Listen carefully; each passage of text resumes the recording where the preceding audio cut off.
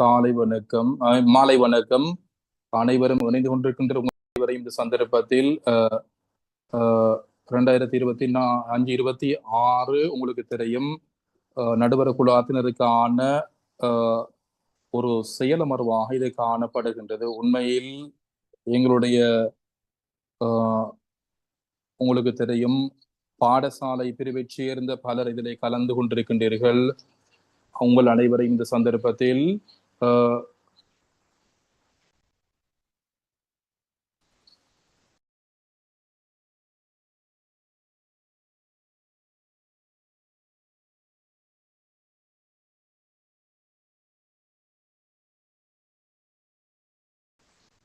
சேவையாற்றுகின்ற அவர் எங்களோடு தொடர்பு படுகின்றார். எங்களுடைய அழைப்பை ஏற்று இந்த இடத்தில் வந்திருக்கின்ற உங்களுக்கு இந்த சந்தர்ப்பத்தில் எங்களுடைய மனமார்ந்த நன்றிகளை தெரிவிக்கின்றோம்.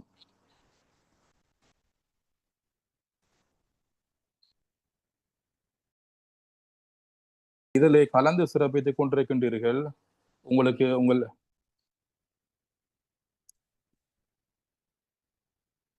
எனவே அந்த இடத்தை தமிழ் டிரான்ஸ்லேஷன் விளங்குதா? உங்களுக்கு வருகுதா? தமிழ் டிரான்ஸ்லேஷன் வருகுதா? வந்த கிளியர் இல்லையா? சரி, ஓகே.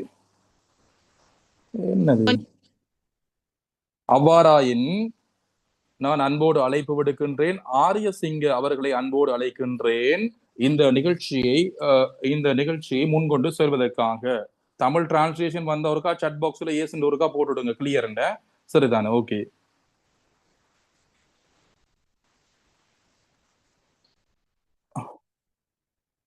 உங்களோட கவரேஜுகளும் கொஞ்சம் இதா இருக்கும், பார்த்து கொள்ளுங்க. எனக்கு என்ன, நிறைய பேர் ஏசுன்னு போடுதீங்க, நிறைய பேர் ஏஸ் இல்லைன்னு போடுதீங்க. அவங்களோட இதுகளை கொஞ்சம் பார்த்து கொள்ளுங்க. தமிழ் ஒரிஜினல் சரியா ஆடியோ ஒரிஜினல் மியூட் ஒரிஜினல் ஆடியோன்ற விஷயத்த நீங்க போட்டீங்கன்னா கிளியரா வரும். சரிதானே?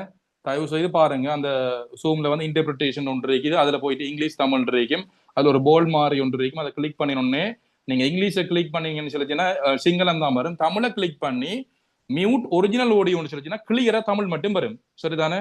தமிழ் கிளியர் இருந்தா கிளியர்னு போட்டு விடுங்க. Right, okay. மாலை நேர வணக்கம்.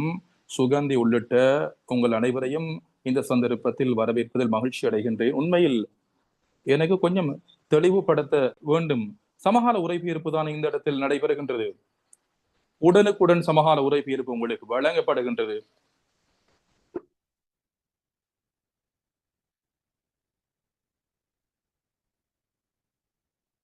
அப்படியாயின் தற்பொழுதோ பாடசாலை பிரிவில் அந்த செயற்பாடுகளை செய்கின்ற சந்தர்ப்பத்தில் எங்களுடைய நடுவர் குழாத்தினுடைய உறுப்பினர்கள் அதே போன்று இது தொடர்பான தெளிவை பெறக்கூடிய நபர்களும் இந்த இடத்தில் இருக்கின்றீர்கள். நாங்கள் அனைவரும் இந்த இடத்தில் ஒரு பொதுவான ஒரு செயற்பாட்டை செய்ய முற்படுகின்றோம். எங்களுடைய எதிர்பார்ப்பு பாடசாலை உற்பத்தி திறன் அதனை நாங்கள் சரியான முறையில் மேற்கொண்டு வெற்றியாளர்களை நாங்கள் தெரிவு செய்ய வேண்டும். பாடசாலைகளுடைய உற்பத்தி திறனை அதிகரிக்க வேண்டும் நாம். எனவே நாம் இந்த போட்டி தொடர்பான விதிமுறைகள் உங்களுக்கு காண்பிக்கப்படும். அது தயாரிக்கப்பட்டிருக்கின்றது. 8 விதிமுறைகள் காணப்படுகின்றது, அது நிர்ணயங்கள். அந்த 8ஐயும் நான் உங்களோடு எடுத்துரைக்க முற்படுகின்றேன். நடுவர் குழாம் உறுப்பினர்களுக்கு இந்த விடயங்கள் தெரியும்.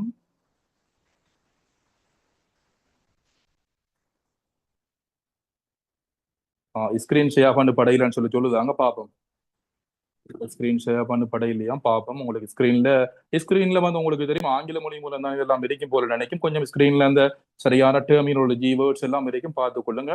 நான் முடியுமான அளவு உங்களுக்கு அந்த விடயங்களை சொல்ல முற்படுவேன். சிங்களத்துல வருவதோ ஸ்கிரீன் இதுல வருவதோ தெரியல, நீங்க எதுனாலும் பார்க்கலாம். Right, okay.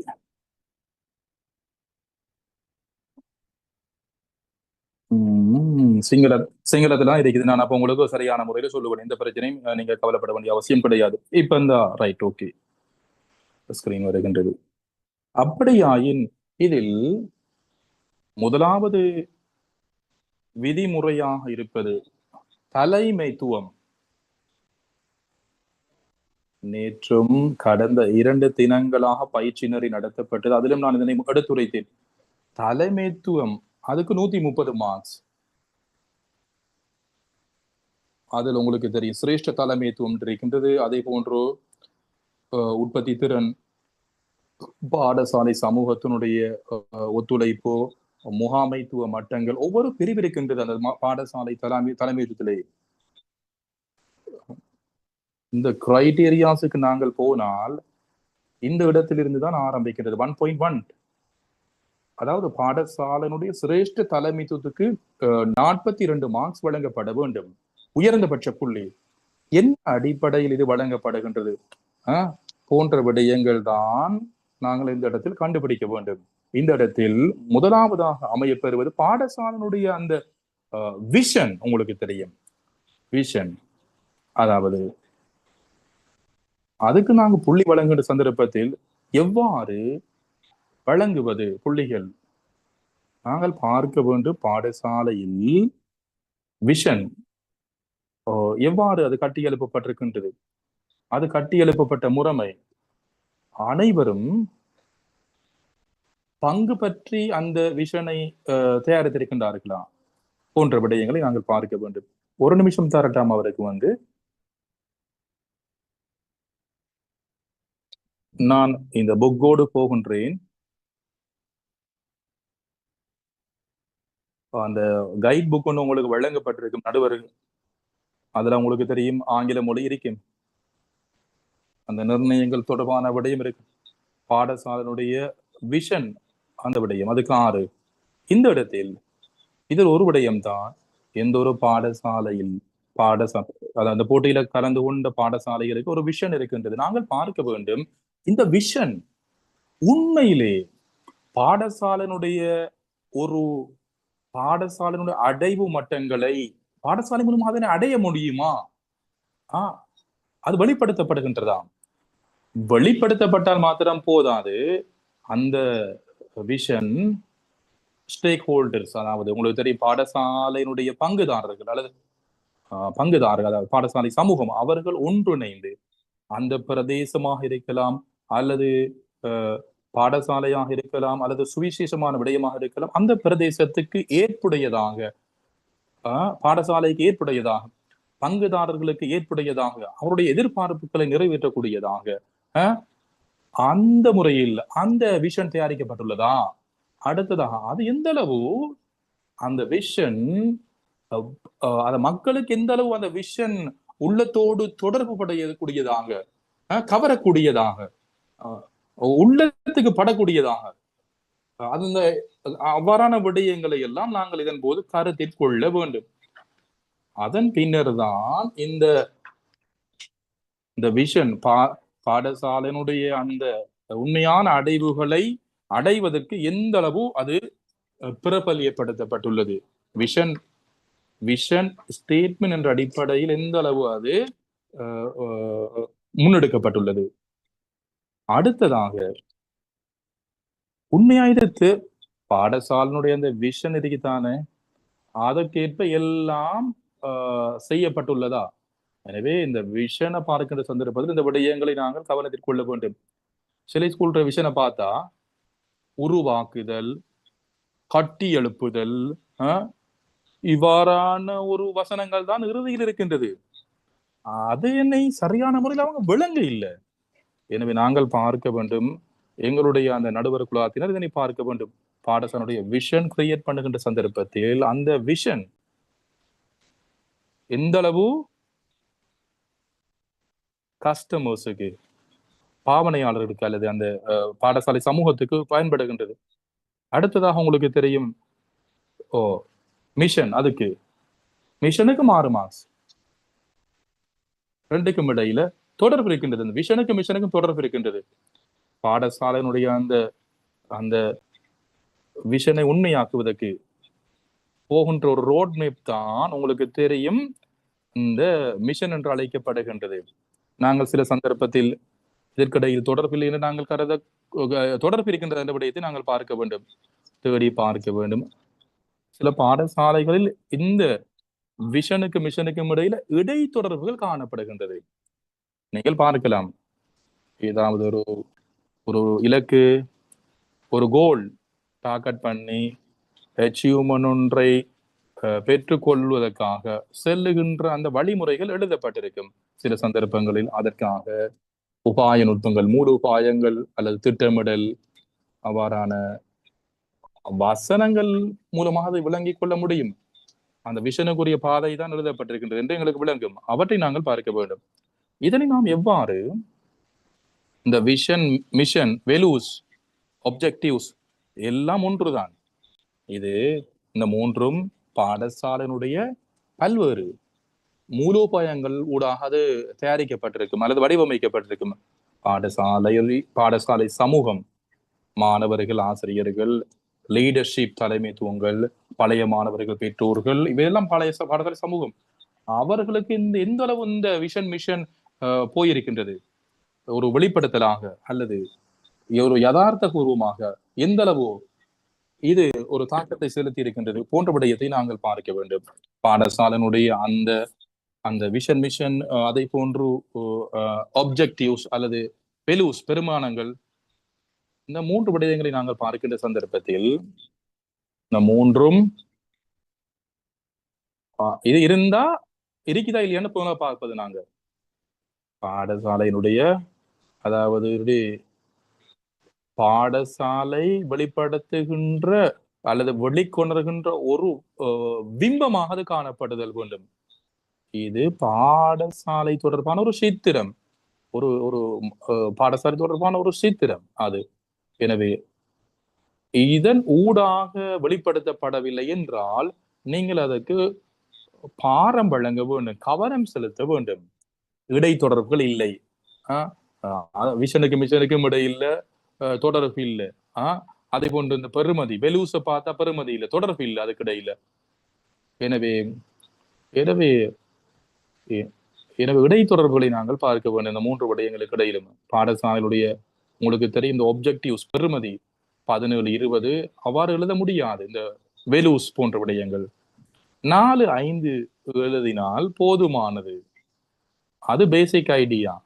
எனவே 1, 2, 3 என்ற விடயம், அதாவது எனக்கு கூடுதலாக நான் சொல்லுவது விஷன், மிஷன், அதை போன்ற இந்த ஒப்ஜெக்டிவ், அதுக்கிடையிலான இடைத்தொடர்பு பார்க்க வேண்டும் என்று சொல்லுகின்றார். இதற்கு ஒரு பரஸ்பர விரோதமும் வரலாம். ஜட்ஜ் பண்ணல. நான் ஒரு மாகாணத்தில் நான் கேட்டேன், இதற்கு எதிரான நிலவரங்கள் உள்ளதா என்று. அந்த மாகாணத்தில் இருக்கக்கூடிய ஒட்டுமொத்த பாடசாலைகளுக்கும் ஒரே ஒரு இலக்கு தான் காணப்படுகின்றது, நோக்கு. அந்த இடத்தில் அவர்களுக்கு ஒரு வரையறை இருக்கின்றதாம். ஒரு பிள்ளையான அணுகுமுறை ஒரு நிறுவனத்துக்கு தங்களுக்கே உரித்தான விஷன் ஒன்று இருத்தல் வேண்டும், தங்களுக்கே உரித்தான ஒரு மிஷன் இருத்தல் வேண்டும். இல்லை என்றால் அந்த நிறுவனம் சுவிசேஷமானதாக அமையாது. எனவே அவ்வாறான விடயங்களை நீங்கள் பார்க்க வேண்டும். இந்த நிலவரத்தின் அடிப்படையில் தடைகளுக்கு அப்பால் சென்று அவற்றை நீங்கள் கருத வேண்டும். சில இடங்கள்ல வந்த கம்ப்ளைண்ட் தான் அது. எனவே அவ்வாறான விடயங்களும் இருக்கலாம். அவற்றை நீங்கள் நன்றாக அவதானித்து பாருங்கள். 4வது விஷயம்,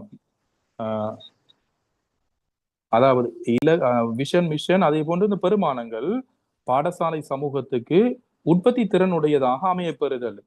எவ்வாறு அந்த விஷன், மிஷன், அதே போன்ற பெருமதி போன்ற விடயங்கள் பாடசாலை சமூகத்துக்கு பகிரங்கப்படுத்தப்பட்டுள்ளது அல்லது அவர்களுக்கு எவ்வாறு சாதகமானதாக அமைந்துள்ளது? அந்த பாடசாலையுடைய விஷன், மிஷன் பாடமாக்கியிருந்து சரி வராது. அதனை உங்களுக்கு தெரியும் நடைமுறைப்படுத்துவதற்கு ஒவ்வொரு தரப்பினரும், பெற்றோர்கள், பாடசாலை, பழைய மாணவர்கள், அவர்கள் எல்லாம் என்ன பங்களிப்பு செய்திருக்கின்றார்கள் போன்ற விடயங்களை பார்க்க வேண்டும். உண்மையான யதார்த்தம் அதில் பொதிந்துள்ளதா அதனை பார்க்க வேண்டும். இது உங்களுக்கு தெரியும், இந்த விஷன், மிஷன், அதே போன்று இந்த வெலூஸ் போர்ட்லயோ அல்லது வகுப்பறைகளிலோ இருந்தால் மட்டும் போதாது. அதனை உண்மைப்படுத்துவதற்கு, அடைவதற்கு என்ன செய்யப்பட்ட நடவடிக்கைகள் அதனை பார்க்க வேண்டும். நீங்க பார்த்த வழங்கம் போயிட்டு ஒப்சர்வ் பண்ணினா 1, 2, 3 அந்த 3 தலைப்புகளுக்கு இடைத்தொடர்பு என்ன என்று பார்க்க வேண்டும். 4வது அதாவது ஒரு வினைத்திறனான தொடர்பாடல். 4வது விஷயம், வினைத்திறனான தொடர்பாடல் இல்லை என்றால் வெறுமனே தொடர்பாடல் மாத்திரம் இருந்து போதால் அதனுடைய பொருள் கோடல் அதனை இவ்வாறுதான் பயன்படுத்த வேண்டும். இந்த டாக்கெட்டுக்கு நாங்கள் இவ்வளவு வேலை செய்திருக்கின்றோம், இதில் பணியாற்றுகின்ற சந்தர்ப்பத்தில் ஏற்பட்ட தடைகள் ஏற்பட்டது, அவற்றை தீர்ப்பது எடுக்கப்பட்ட நடவடிக்கைகள், இவ்வாறான விடயங்கள் உங்களுக்கு தெரியும். ஏனைய அந்த பாடசாலை சமூகத்திலிருந்து வருமாக இருந்தால் அங்கு உற்பத்தி திறனாக காணப்படும். அந்த இடத்தில் 5வது உற்பத்தி திறன், பாடசாலை உற்பத்தி திறன். உற்பத்தி திறன் அதிகரிப்பதற்கு ஒரு யூனிட் ஒன்று இருக்கின்றதா பாடசாலையில? அதாவது 5வது தலைப்பு, அதாவது பாடசாலையினுடைய அதிபர், உயர்மட்ட முகாமைத்துவம் அதிபர், இதனை யாருக்காவது உங்களுக்கு தெரியும் அந்த கடமையை பொறுப்பை வழங்கியிருக்கின்றாரா? பாடசாலை அதிபர் அந்த உற்பத்தி திறன் செயற்பாட்டில் எந்த இடத்தில் இருக்கின்றார்? அவருடைய முகாமைத்துவ குழுவினர் இந்த உற்பத்தி திறனுக்கு எந்த அளவு பங்களிப்பு செய்கின்றது? உற்பத்தி திறன் அதிகாரி அல்லது அதுக்கு பொறுப்பாக ஒருவர் நியமிக்கப்பட்டிருக்கின்றாரா பாடசாலையில்? போன்ற விடயங்களை எல்லாம் பார்க்க வேண்டும். இதுக்கு அவருக்கு அதிகாரம் வழங்கப்பட்டிருக்கின்றதா? எனவே அதாவது ஒரு பதவி என்பது இந்த இடத்தில் பாடசாலையில் உற்பத்தி திறன் ஒரு பிரிவு, அதுக்கு ஒரு உத்தியோகர் அல்லது பொறுப்பான ஒரு ஆசிரியரை நியமித்து அவருக்கு பொறுப்புகள் வழங்கப்பட்டுள்ளதா? அவரோடாக அந்த எதிர்பார்க்கப்பட்ட செயற்பாடுகள் முன்னெடுக்கப்படுகின்ற அவற்றை நாங்கள் தேடி பார்க்க வேண்டும். அதிகமான பாடசாலைகளில் இந்த உற்பத்தி திறன் போட்டி தொடர்பான ஈடுபாடு காணப்படுகின்றது. எனவே அவ்வாறான யூனிட்டுகள் இருக்கலாம். நீங்கள் தான் அதனை பார்க்க வேண்டும். உருவாக்கப்பட்டுள்ளதா இல்லை என்ற விடயம், அவர்களுக்கு கடமை பொறுப்பு வழங்கப்பட்டுள்ளதா? சில சந்தர்ப்பங்களில் அந்த பொறுப்பு வழங்கப்பட்ட ஆசிரியர் இடமாற்றம் பெற்று சென்றுள்ளாரா, அதற்கு பதிலாக இன்னொருவர் நியமிக்கப்பட்டிருக்கின்றாரா, போன்ற விடயங்களை எல்லாம் நீங்கள் அலசி ஆராய வேண்டும், ஒப்சர்வ் பண்ண வேண்டும். அந்த பதவி போன்ற விடயங்கள், அதாவது உற்பத்தி திறனுக்குரிய. அடுத்ததாக 6வது உற்பத்தி திறன் அந்த வேலை திட்டத்தில் 2ஆம் தலைமைத்துவத்தை உருவாக்குவதற்குரிய செயற்பாடுகள் முன்னெடுக்கப்பட்டுள்ளதா? 2ஆம் தலைமைத்துவம் சில சந்தர்ப்பங்களில் 2ஆம் தலைமைத்துவத்தை கட்டியெழுப்பப்படாவிட்டால் உங்களுக்கு தெரியும் அந்த விடயங்கள் ஏனைய பகுதியினருக்கு அது செல்லாது. இவற்றுக்கு தான் இந்த புள்ளிகளை வழங்குவது. நாங்கள் அடுத்ததாக 1, 2 பார்ப்போம். இப்ப பார்த்தது 1.1, இப்ப 1.2 என்ற தலைப்பில் வாங்க பார்ப்போம். உற்பத்தி திறன் கலாச்சாரத்துக்கு 43 புள்ளிகள், மொத்த புள்ளிகள். உற்பத்தி திறன் கலாச்சாரத்துக்கு 43 புள்ளிகள். அதுல அதாவது இந்த உங்களுக்கு நடக்கக்கூடிய அந்த ஸ்டாஃப் மீட்டிங் போது அதுக்குரிய, அதாவது உங்களுடைய ஆசிரியர்களுடைய கூட்டம் நடக்கும், அந்த கூட்டம் நடக்கின்றதா, அதுல இது பற்றி கலந்துரையாடப்பட்டுள்ளதா? முகாமைத்துவ டீமாக இருக்கலாம், சில சந்தர்ப்பங்கள்ல பாடசாலையினுடைய SDC-ஆக இருக்கலாம், ஸ்கூல் டெவலப்மெண்ட் கமிட்டியாக இருக்கலாம். அப்படி இல்லை என்றால் பாடசாலையினுடைய ஆசிரியர்களுடைய மீட்டிங்கா இருக்கலாம்.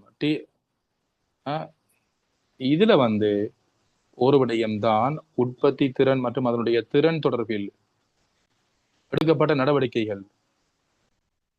அதாவது நேரடியாக உற்பத்தி திறனுக்கு நாங்கள் பங்கு பெற்றுகின்றோம் அந்த விடயம் அல்ல. இதனை கொஞ்சம்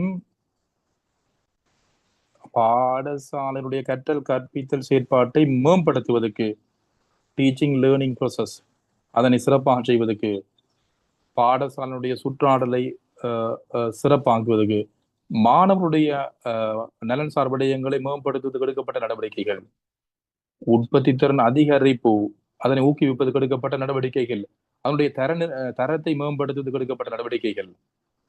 பாடசாலை ஆசிரியர்களுடைய கூட்டத்தின் போது கதைக்கப்பட்டிருந்தால் இந்த விடயங்கள், அதாவது ஆசிரியர்களுடைய அந்த கூட்டம், அதில் அதாவது பிள்ளைகளுக்கு தடை இல்லாமல் பாடசாலை நேரத்துக்கு பின்னர் இது நடத்தப்பட்டுள்ளதா? இல்லை என்றால் அந்த கூட்டத்தை நாங்கள் மாற்றி அமைக்க வேண்டும். இன்று சில பாடசாலைகள்ல உங்களுக்கு தெரியும் இந்த மீட்டிங் மினிட்ஸ் எல்லாம் இருக்கின்றது.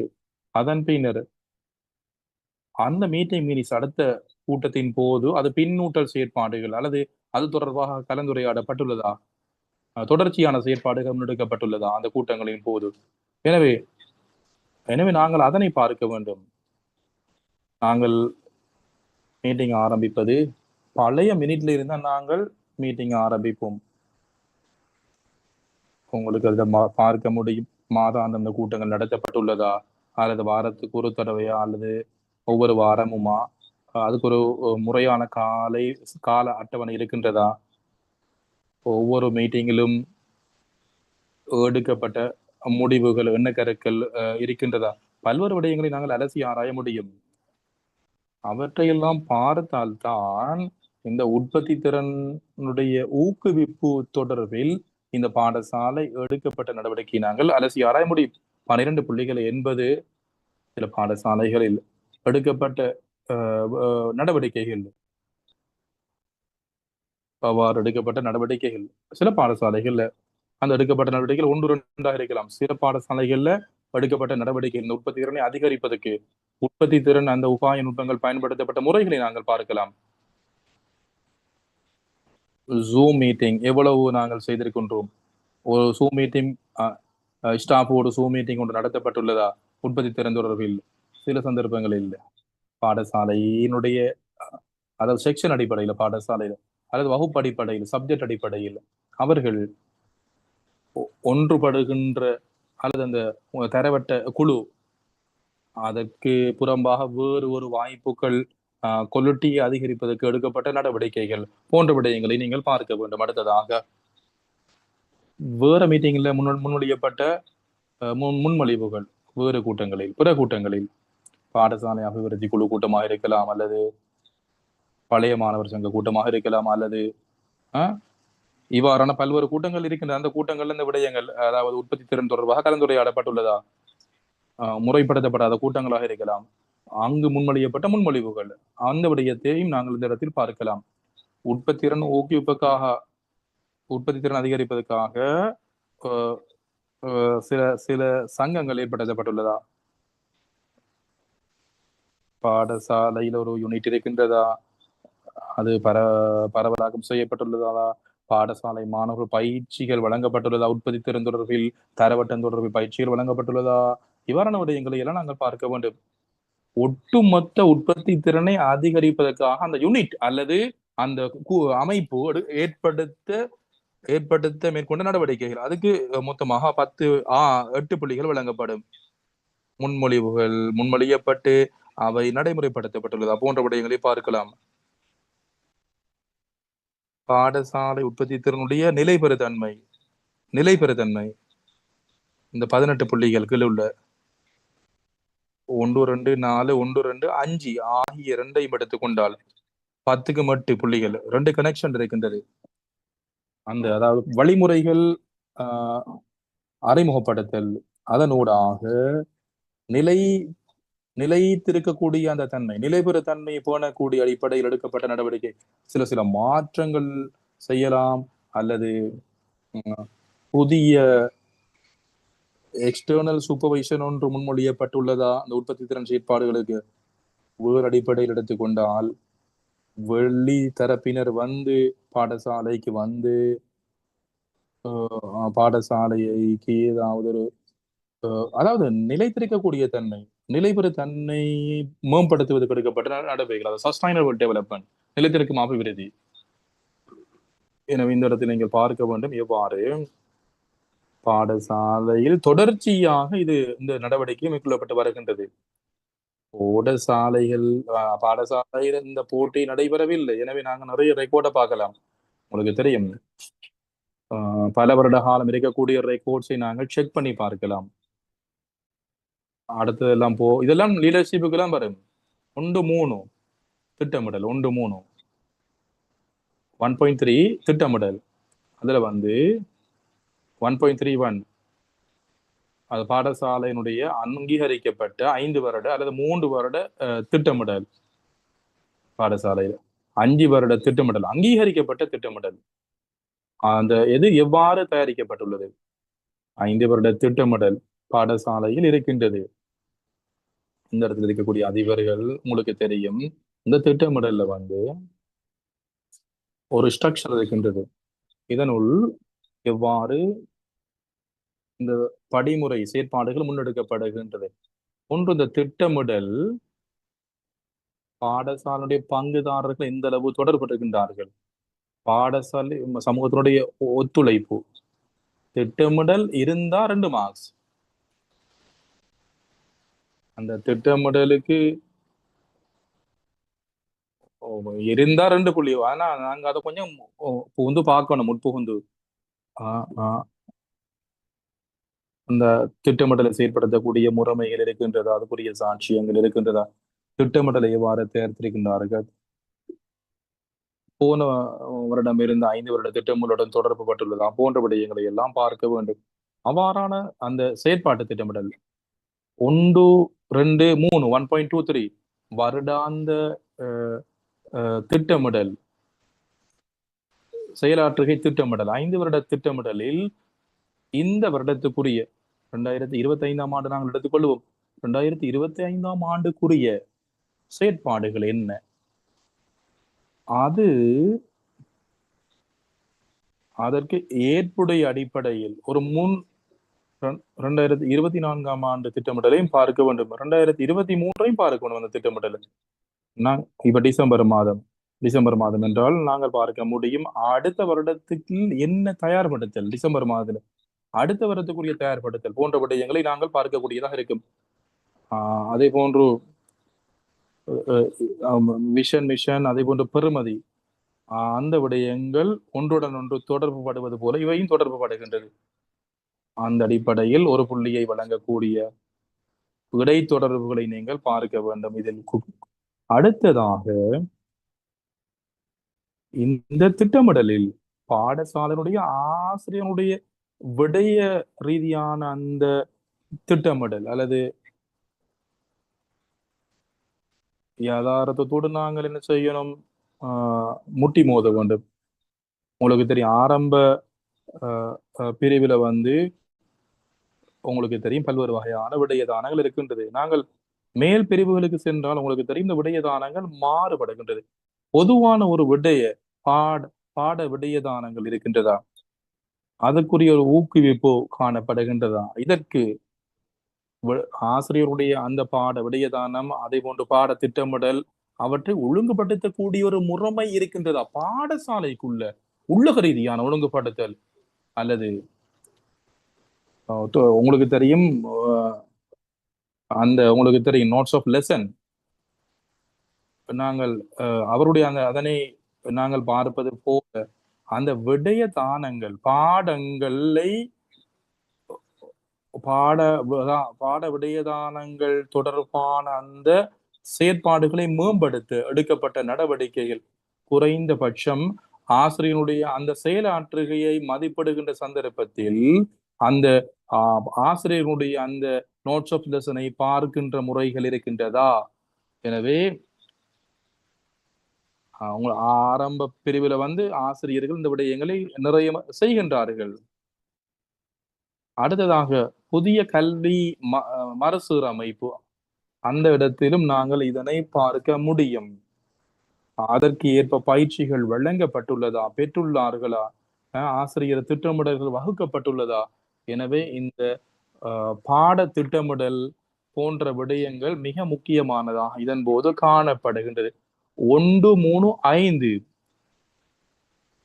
அதாவது பாடசாலையில உங்களுக்கு தெரியும் கல்வி ரீதியான செயற்பாடுகளை மேம்படுத்துவதற்கான டேட்டா பேஸ் இருக்கின்றதா.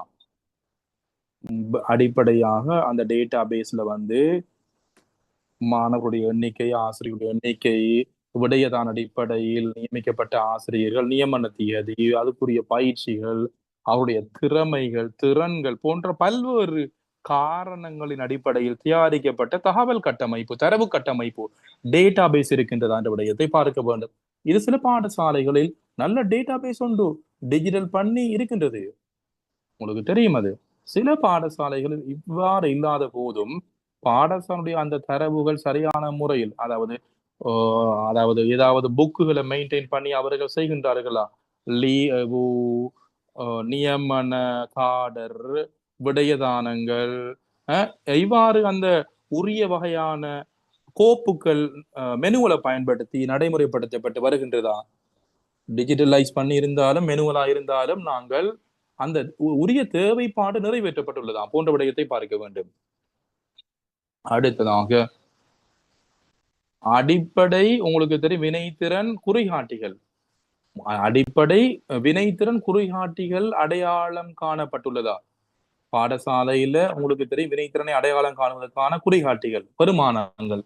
பாடசாலை எடுத்துக்கொண்டால் நாங்கள் ஒரு நோக்கு திட்டமிடப்பட்டுள்ளதா? நோக்கை அடைவதற்கான செயற்பாடுகள் முன்னெடுக்கப்பட்டுள்ளதா? தயவு செய்து கதைக்க வேணாமே, மத்தாக்கள் டிஸ்டர்ப். அந்த சில சந்தர்ப்பங்களில் பாடசாலையில்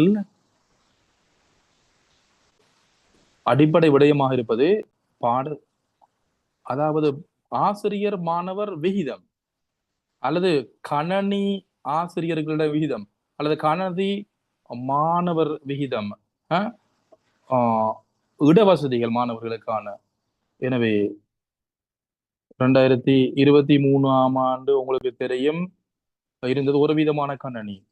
இப்ப வருகின்ற சந்தர்ப்பத்தில் இப்ப 40 வீதம் கணனிகள் பாடசாலைக்கு வந்துள்ளதாக நாங்கள் எடுத்தால் அவ்வாறான விடயங்கள் அடையாளம் காணப்பட்டு தீர்வுகள் எடுக்கப்பட்டுள்ளதா?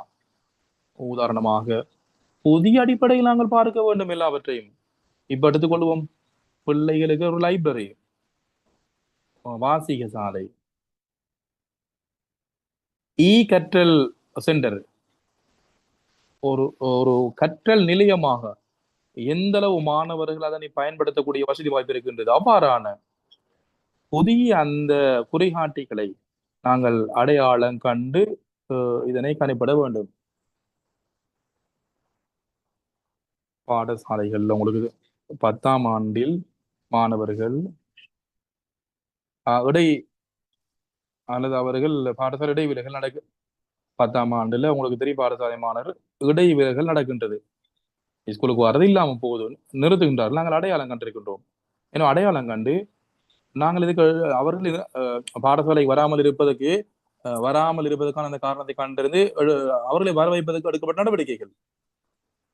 இதனை கொஞ்சம் நாங்கள் கூடுதலாக பார்க்க வேண்டும். புதிய விடயங்கள் அடிப்படையில் நாங்கள் நோக்க வேண்டும். அதாவது நாங்கள் எடுத்துக்கொள்வோம் புதிய பாடத்தெரிவு, அதுக்கு ஊக்குவித்தல் அவர்களை. தகவல் தொழில்நுட்பம் அது மிக முக்கியமானது.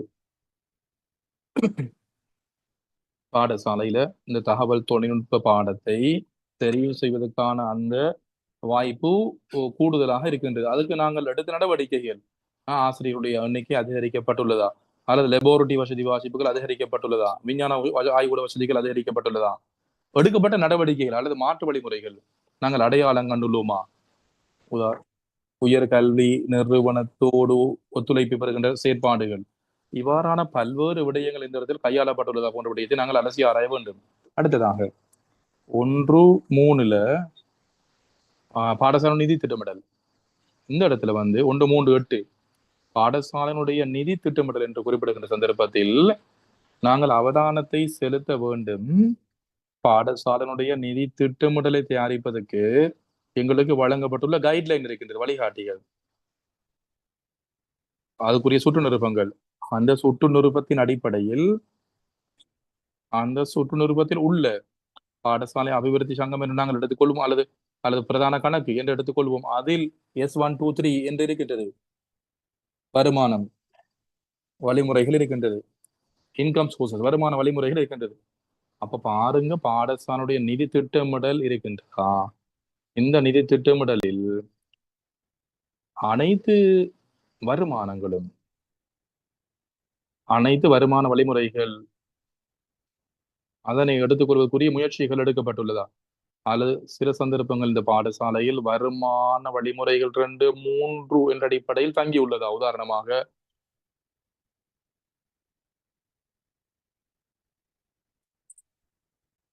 மாணவர்கள் மூலமாக கிடைக்க பெறுகின்ற நிதி, மாணவர்களிருந்து அறவிடப்படுகின்ற நிதி அல்லது நேரடி உதவிகள் அல்லது மத்திய அரசு அல்லது மாகாண சபையால் கிடைக்கப்படக்கூடிய உதவிகள் இருக்கின்றது, நிதி உதவி. உங்களுக்கு தெரியும் அது. இதன் அடிப்படையில் மாத்திரமா தங்கியுள்ளது. இந்த நிதி திட்டமிடலில் புதிய நிதி மூலங்கள் தொடர்பில் அவதானம் செலுத்தப்பட்டுள்ளதா? அதாவது பாடசாலைக்கு புதிய வருமான வழிமுறைகள் நிறைய அப்படி இருக்கலாம். ஸ்கூல்ல பாடசாலையினுடைய இடங்களை வாடகைக்கு விடுதல் அல்லது வேறு விடயங்களுக்காக பாடசாலைகளை வழங்குதல். நான் ரத்னபுரியில் இருக்கின்ற சந்தர்ப்பத்தில் சீவலியில் இருக்கின்ற சந்தர்ப்பத்தில் ஒரு போட்டோ ஒன்று எடுக்கிறேன்னு சொல்லி, ஃப்ரீ ஷூட்டிங் எடுக்கிறேன்னு சொல்லி, நான் 10,000 ரூபாய் எங்களோட பாடசாலையில வந்து எடுக்கிறேன். அது பாடசாலை இருக்கக்கூடிய மைதானம் அல்லது அந்த நீர் தடாகங்கள் எந்த அளவு பயன்படுத்தப்படுகின்றது, அது அதன் மூலம் கிடைக்கப்பட்ட வருமானங்கள். அப்படி அடுத்ததாக நிதி திட்டமிடல்ல இன்னும் ஒரு பகுதியாக அமைவதுதான் எங்களுக்கு கிடைக்கின்ற நிதி ஒதுக்கீடு எவ்வாறு செலவழிக்கப்படுகின்றது. பாடசாலையில காசு சேர்த்து நிரம்பி இருந்தா போதாது, செலவிடுகின்ற ஒரு திட்டமிடலும் இருத்தல் வேண்டும். திட்டமிடல், அதாவது செலவு திட்டமிடல் ஆனது உங்களுக்கு தெரியும், மீண்டலும் செலவினம், அதே போன்று மூலதன செலவினம் இருக்கின்றது. அதுல மீண்டலும் செலவினம் எவ்வாறு செலவழிக்கப்பட்டிருக்கின்றது, மூலதன செலவினம் எவ்வாறு செலவழிக்கப்பட்டிருக்கின்றது போன்ற விடயங்களை பார்க்க வேண்டும். சில சந்தர்ப்பங்கள் பாடசாலை நீங்கள் காணலாம், சில சந்தர்ப்பங்களில் நிதி ஒதுக்கீடு கிடைக்கப்பட்டிருக்கும். பாடசாலையினுடைய குறைந்தபட்சம் எவ்வாறு இந்த பணம் கிடைத்தது, பாடசாலைக்கு நிதி புத்தகத்தை எடுத்து பார்த்தால் அடையாளம் காணப்படாத நிதி மூலங்கள் உள்ளதா? அது அடையாளம் காணப்படாத நிதி மூலங்கள் அதிகமாக இருப்பது என்பது பாடசாலையுடைய நிதி திட்டமிடல் வினைத்திறனற்ற தன்மையில் காணப்படுகிறது. எனவே பாடசாலையில் நிதி மூலங்கள், நிதி கிடைக்கக்கூடிய வழிமுறைகள் எல்லாம் அடையாளம் காணப்பட்டுள்ளதா? உதாரணமா, பாடசாலைக்கு ஏதாவது ஒரு உதவிகள் கிடைக்கின்றது அல்லது எங்களுக்கு ஏதாவது பாடசாலையில கிடைக்கப்படுகின்ற உதவிகள் பாடசாலை தன்னுடைய கல்வி அபிவிருத்தியை மேம்படுத்துவதற்கு, அதாவது அந்த அந்த ஒதுக்கப்பட்ட குறித்த நோக்கத்துக்காக ஒதுக்கப்பட்ட அந்த செலவு, அந்த நிதி ஒதுக்கீடு குறித்த நோக்கத்துக்காக பயன்படுத்தப்பட்டுள்ளதா போன்ற விடயத்தை நாங்கள் பார்க்க வேண்டும். அதுக்குரிய திட்டமிடல்கள் தயாரிக்கப்பட்டுள்ளதா, மதிப்பீடு செய்யப்பட்டுள்ளதா, எக்சுவல் பட்ஜெட் தொடர்பு இருக்கின்றதா, எஸ்டிமேட் பண்ணின அந்த விடயங்களுக்கு அந்த நிதி பயன்படுத்தப்பட்டுள்ளதா போன்ற விடயங்களை நீங்கள் தேடி பார்க்க வேண்டும். அடுத்ததாக பாடசாலையினுடைய பௌதிக தேவைப்பாடுகள், பிசிக்கலி எவ்வாறு பாடசாலை பௌதிக ரீதியான அடிப்படையில் எவ்வாறு காணப்படுகின்றது, கவர்ச்சியான ஒரு இடமா அல்லது அது யாருமே விரும்பாதவரிடமா, அவற்றை நீங்கள் பார்க்க வேண்டும். இதெல்லாம் நான் இந்த தலைமைத்துவத்துக்குள்ள தான் வருது.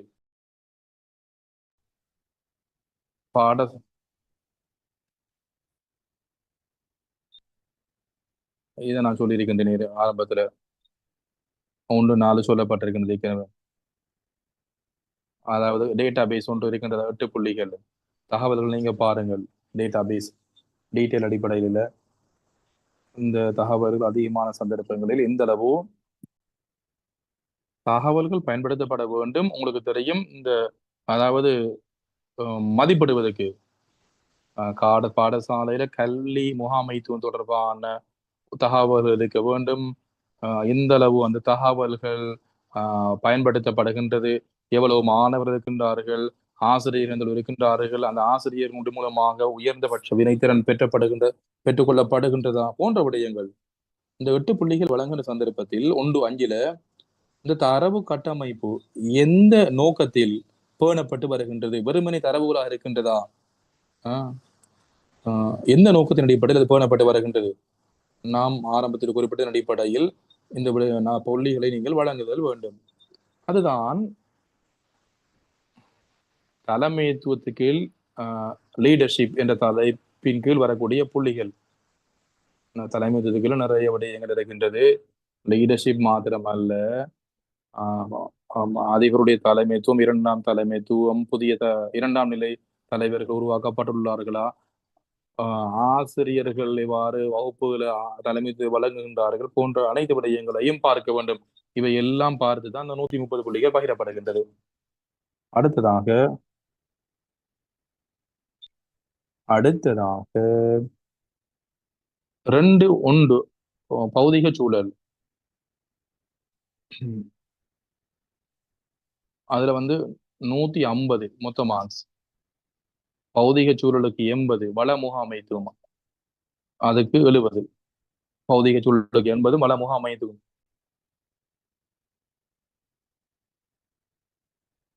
இதில் ஒரு எமன்மெண்டாக இருக்கின்றது சில விடயங்கள்.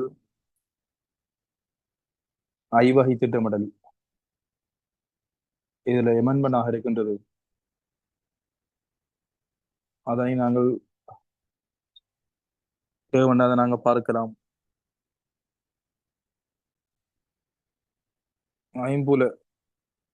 ஐவகை திட்டமிடல் என்ற விடயம் உங்களுக்கு விளங்கும். அது என்னன்னு சொல்லி அடிப்படையாக நாங்க அட்டவணைக்கு போயிட்டு பார்க்க முடியும். உங்கள்கிட்ட புக் இருந்தா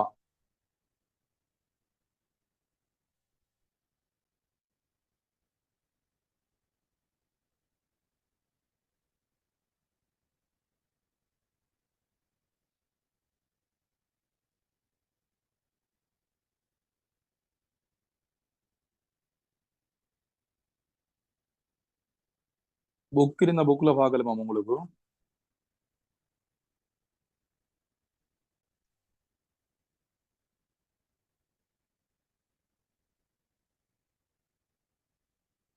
உங்களுக்கு அந்த கைட் புக் தந்தா அதுல பார்க்கலாம் போறேன் நான் நினைக்கிறேன். இந்த இது சிங்களத்துல இல்ல, இங்கிலீஷ்ல இருக்குது. நீங்க உங்களுக்கு எடுத்தீங்களும் தெரியும். புக்ல இருக்கான்னு பார்க்கட்டாம். உங்களுக்கு பாருங்க.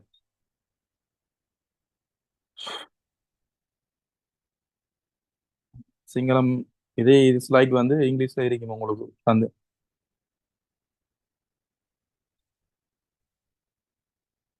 பாப்பம் சைலண்டா இருக்குதாங்க.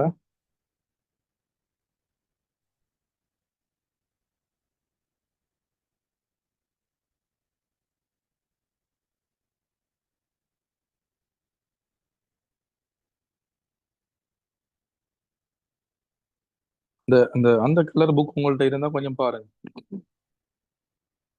சரி, அவர் சொல்லி தராராம் பாப்போம்.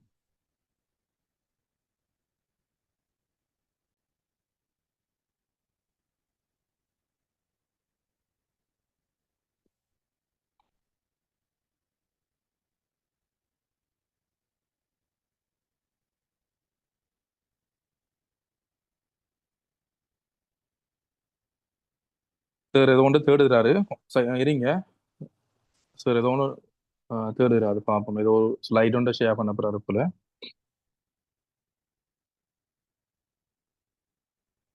தமிழ் டிரான்ஸ்லேஷன் வருது தானே? வர இருந்துச்சு தான். ஏதோ ஒன்று போடுங்க. கிளியர்னா ஒருக்கா கிளியரா போடுங்க. சம்டைம் ட்ராப் அவுட் ஆகலாம். 1, 4, 1, 5 ஆகியவைகள்.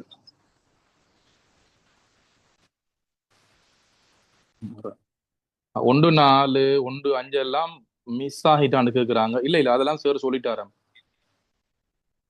சுருக்கமா சொல்ல வராராம். தரவு தளம், அதாவது இந்த டேட்டா பேஸ், அதை கேட்கிறார் ஒரு ஆள்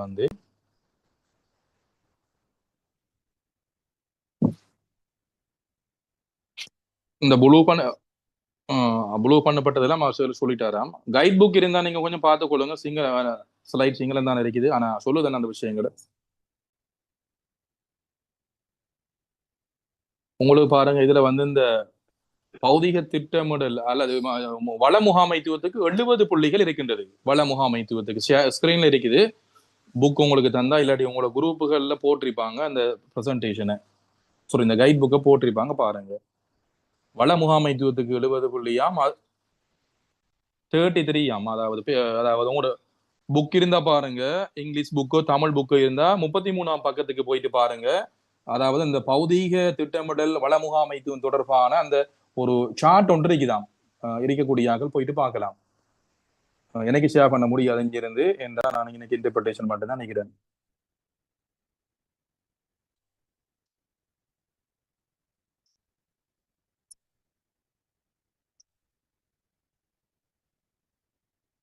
கைட் புக்ல போயிட்டு வாட்ஸ்அப்புக்கு அனுப்பியிருப்பாங்க, உங்களோட ஜட்ஜ் பேனல்ல அது போட்டிருக்குது நான் நினைக்கிறேன்.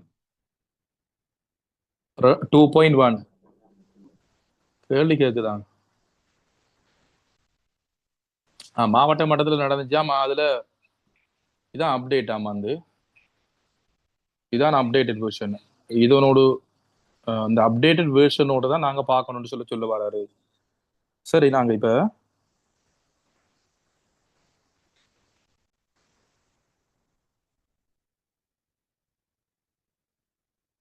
செல்ஃப் அசஸ்மெண்ட் முதலாவது அந்த அஹ், அஹ், இதுல வந்து அடிப்படை விடயம் நான் சொல்ல வருவது செய்ரி, அதனுடைய அடிப்படை விடயங்கள் பேசிக்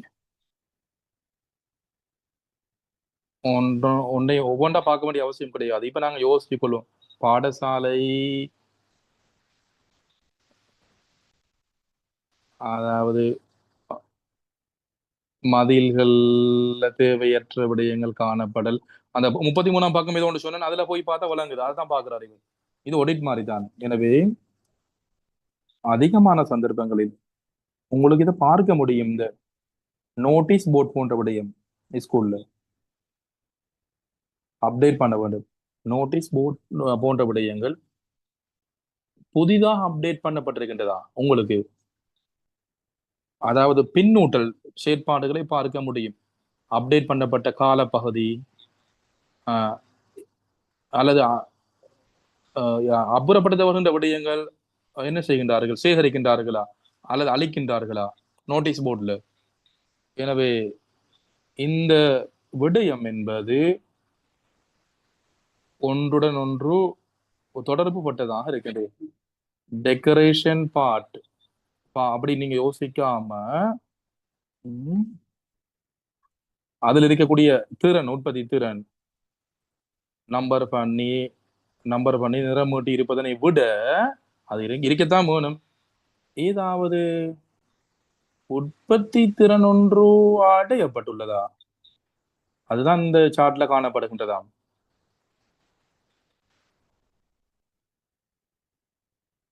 கஷ்டமானது புதிய விடயங்கள் அல்ல, பழைய விடயங்கள் தானே. நீங்க பேஜ் நம்பர்ல போய் பாருங்க, அதை பார்த்து தான் சொல்லுதாரு அவரு.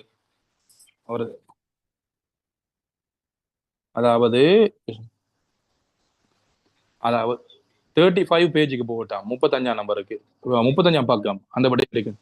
அதாவது திண்ம கழிவு அகற்றல் தொடர்பான அந்த விடயம், அத கழிவு முகாமைத்துவம். எங்கட பாடசாலையில கூடுதலாக கழிவாக காணப்படுவது சாப்பாடா, உணவா, அல்லது பொலித்தீனா, அல்லது வேறு இலத்திரனியல் கழிவுகளா? அவ்வாறான குறைந்தபட்சம் அது தொடர்பான ஒரு மதிப்பீடு இருக்கின்றதா போன்ற விடயத்தை பார்க்க வேண்டும்.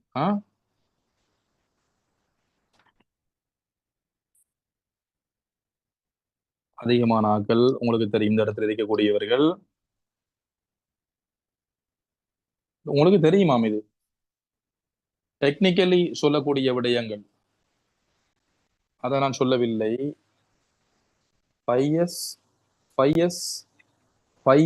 அந்த எண்ணக்கரு குறிப்பாக ஏனையவர்களுக்கு மத்தியில் பகிரப்படல், மோட்டிவேட் பண்ணுவதற்கு. அதாவது உங்களுக்கு தெரியுமா, மாணவர் ஆசிரியர் ஊக்குவிப்பு செயற்பாடுகள் அல்லது உற்பத்தி திறன் அதிகரிப்பதற்காக ஏதாவது செயற்பாடுகள் முன்னெடுக்கப்பட்டு சான்றிதழ்கள் அல்லது அவர்கள் பாராட்டப்பட்டுள்ளார்களா போன்ற விடயங்கள் எல்லாம் பார்க்கப்பட வேண்டும் என்று குறிப்பிடுகின்றார். இதுதான் அந்த புக்ல இருக்குதான், 33 35 பேஜ்ல அப்படித்தான் இருக்குதான். அந்த சார்ட் அவ்வளவு கஷ்டம் இல்லையாமா. சரியா?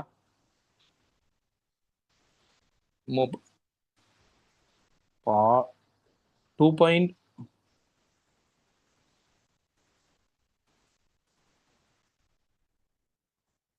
2.12 பாடசாலையில் பாதுகாப்பை மாணவர்களுடைய பாதுகாப்பை மேம்படுத்துவதற்கு எடுக்கப்பட்ட நடவடிக்கைகள் 2.12 அதை கொஞ்சம் நீங்க பார்க்கணுமாம்.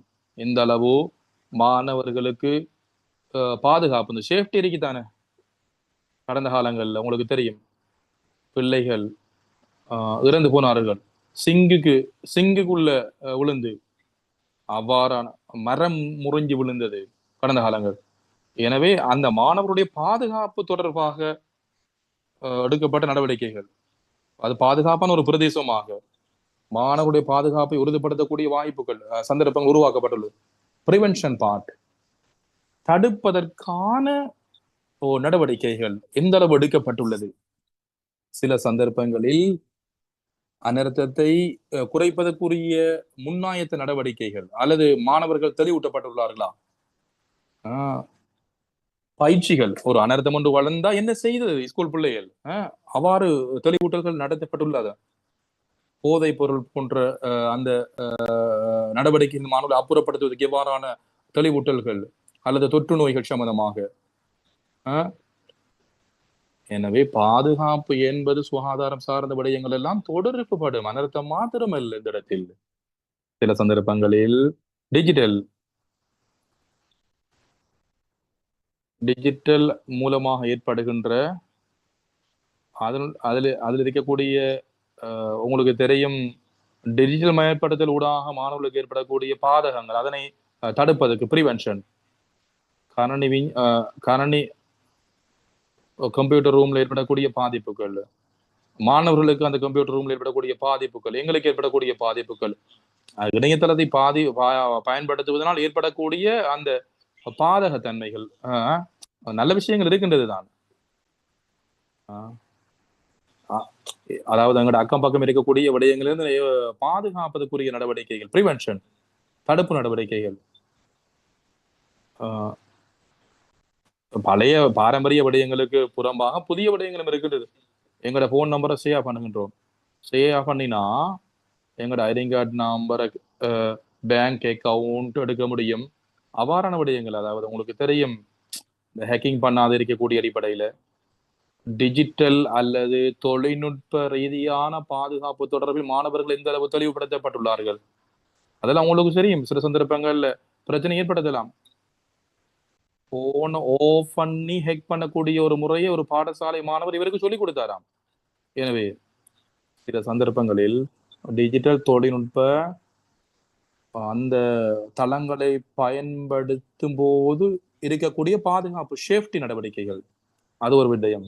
அதே போன்று அதன் மூலமாக எங்களுக்கு ஏற்படக்கூடிய அழுத்தங்களை குறைப்பதற்கு மேற்கொள்ளப்பட்ட நடவடிக்கைகள் அது தொடர்பில் எந்த அளவோ அவர்கள் தெளிவூட்டப்பட்டிருக்கின்றார்கள். அடுத்ததாக வள முகாமைத்துவம் 2.2 வள முகாமைத்துவம் மட்டுப்படுத்தப்பட்ட வளங்களை சிறப்பான முறையில் பயன்படுத்துதல். மனித வளம், பௌதீக வளம், நிதி வளம் எல்லாம் ஒன்று சேர்த்து கால முகாமைத்துவம், நேர முகாமைத்துவம் அல்லது நேர முகாமைத்துவம் என்று சொன்னால் நேர முகாமைத்துவம் மனித வளம், நிதி போன்ற விடயங்களுக்கும் தொடர்புபட்டது. எவ்வாறு அதனை முகாமைத்துப்படுவது? நிதி செயலாற்றுகை திறன் எவ்வாறு நாங்கள் உற்பத்தி திறனாக்குவது? பயன்படுத்துகின்ற நிதி பயன்படுத்தப்படுகின்ற விதம், அதனுடைய முடிவுகள், ரிசல்ட். பாடசாலையில் எங்களுக்கு இந்த 3 மாதத்தில் செலவு 30 லட்சம் நாங்கள் எடுத்துக்கொள்வோமே. எதிர்வருகின்ற மாதங்கள்ல நாங்கள் கெஸ் பண்ணுகின்றோம். எதிர்வருகின்ற முன்கூட்டிய 3 மாதங்கள் 30 லட்சம் என்று எக்ஸ்பெண்டிச்சர் பட்ஜெட் நாங்கள் எண்ணுகின்ற சந்தர்ப்பத்தில் எங்களிடம் இருக்கின்றது 80 லட்சம் இருக்கின்றது. 80 லட்சம் இருந்தால் எங்களுக்கு முடியும் இந்த 3 மாதத்துக்கும் எஃப்டி ஒன்றை போடுது. எஃப்டி ஒன்றை போடலாம், 50 எஃப்டியில போடலாம். எங்களுக்கு இருக்கு 3 மாசத்துக்கு 30 லட்சம் தான் செலவா போகுது. எங்களிடத்துல 80 லட்சம் இருக்கின்றது. அப்ப 50 லட்சம் கரண்ட் அக்கௌண்ட்ல வச்சுட்டு இருப்பது உங்களுக்கு தெரியும், வட்டி ஒன்றும் கிடையாது. எனவே நிதியை நாங்கள் வினைத்திறனாக்கின்ற அடிப்படையில 3 மாசத்துக்கு எஃப்டி ஒரு இன்ட்ரெஸ்ட் ஒன்று கிடைக்கும், வேறு வேலைக்கு பயன்படுத்த முடியும். மற்றும் 30 லட்சம் டாக்கெட்டுக்கு வேறு நிதி மூலங்கள்ல இருந்து காசி வந்து அது வரக்கூடிய வாய்ப்பும் இருக்கின்றது. எனவே இந்த வகையான ஸ்ட்ராட்டஜிக் அடுத்ததாக 2.22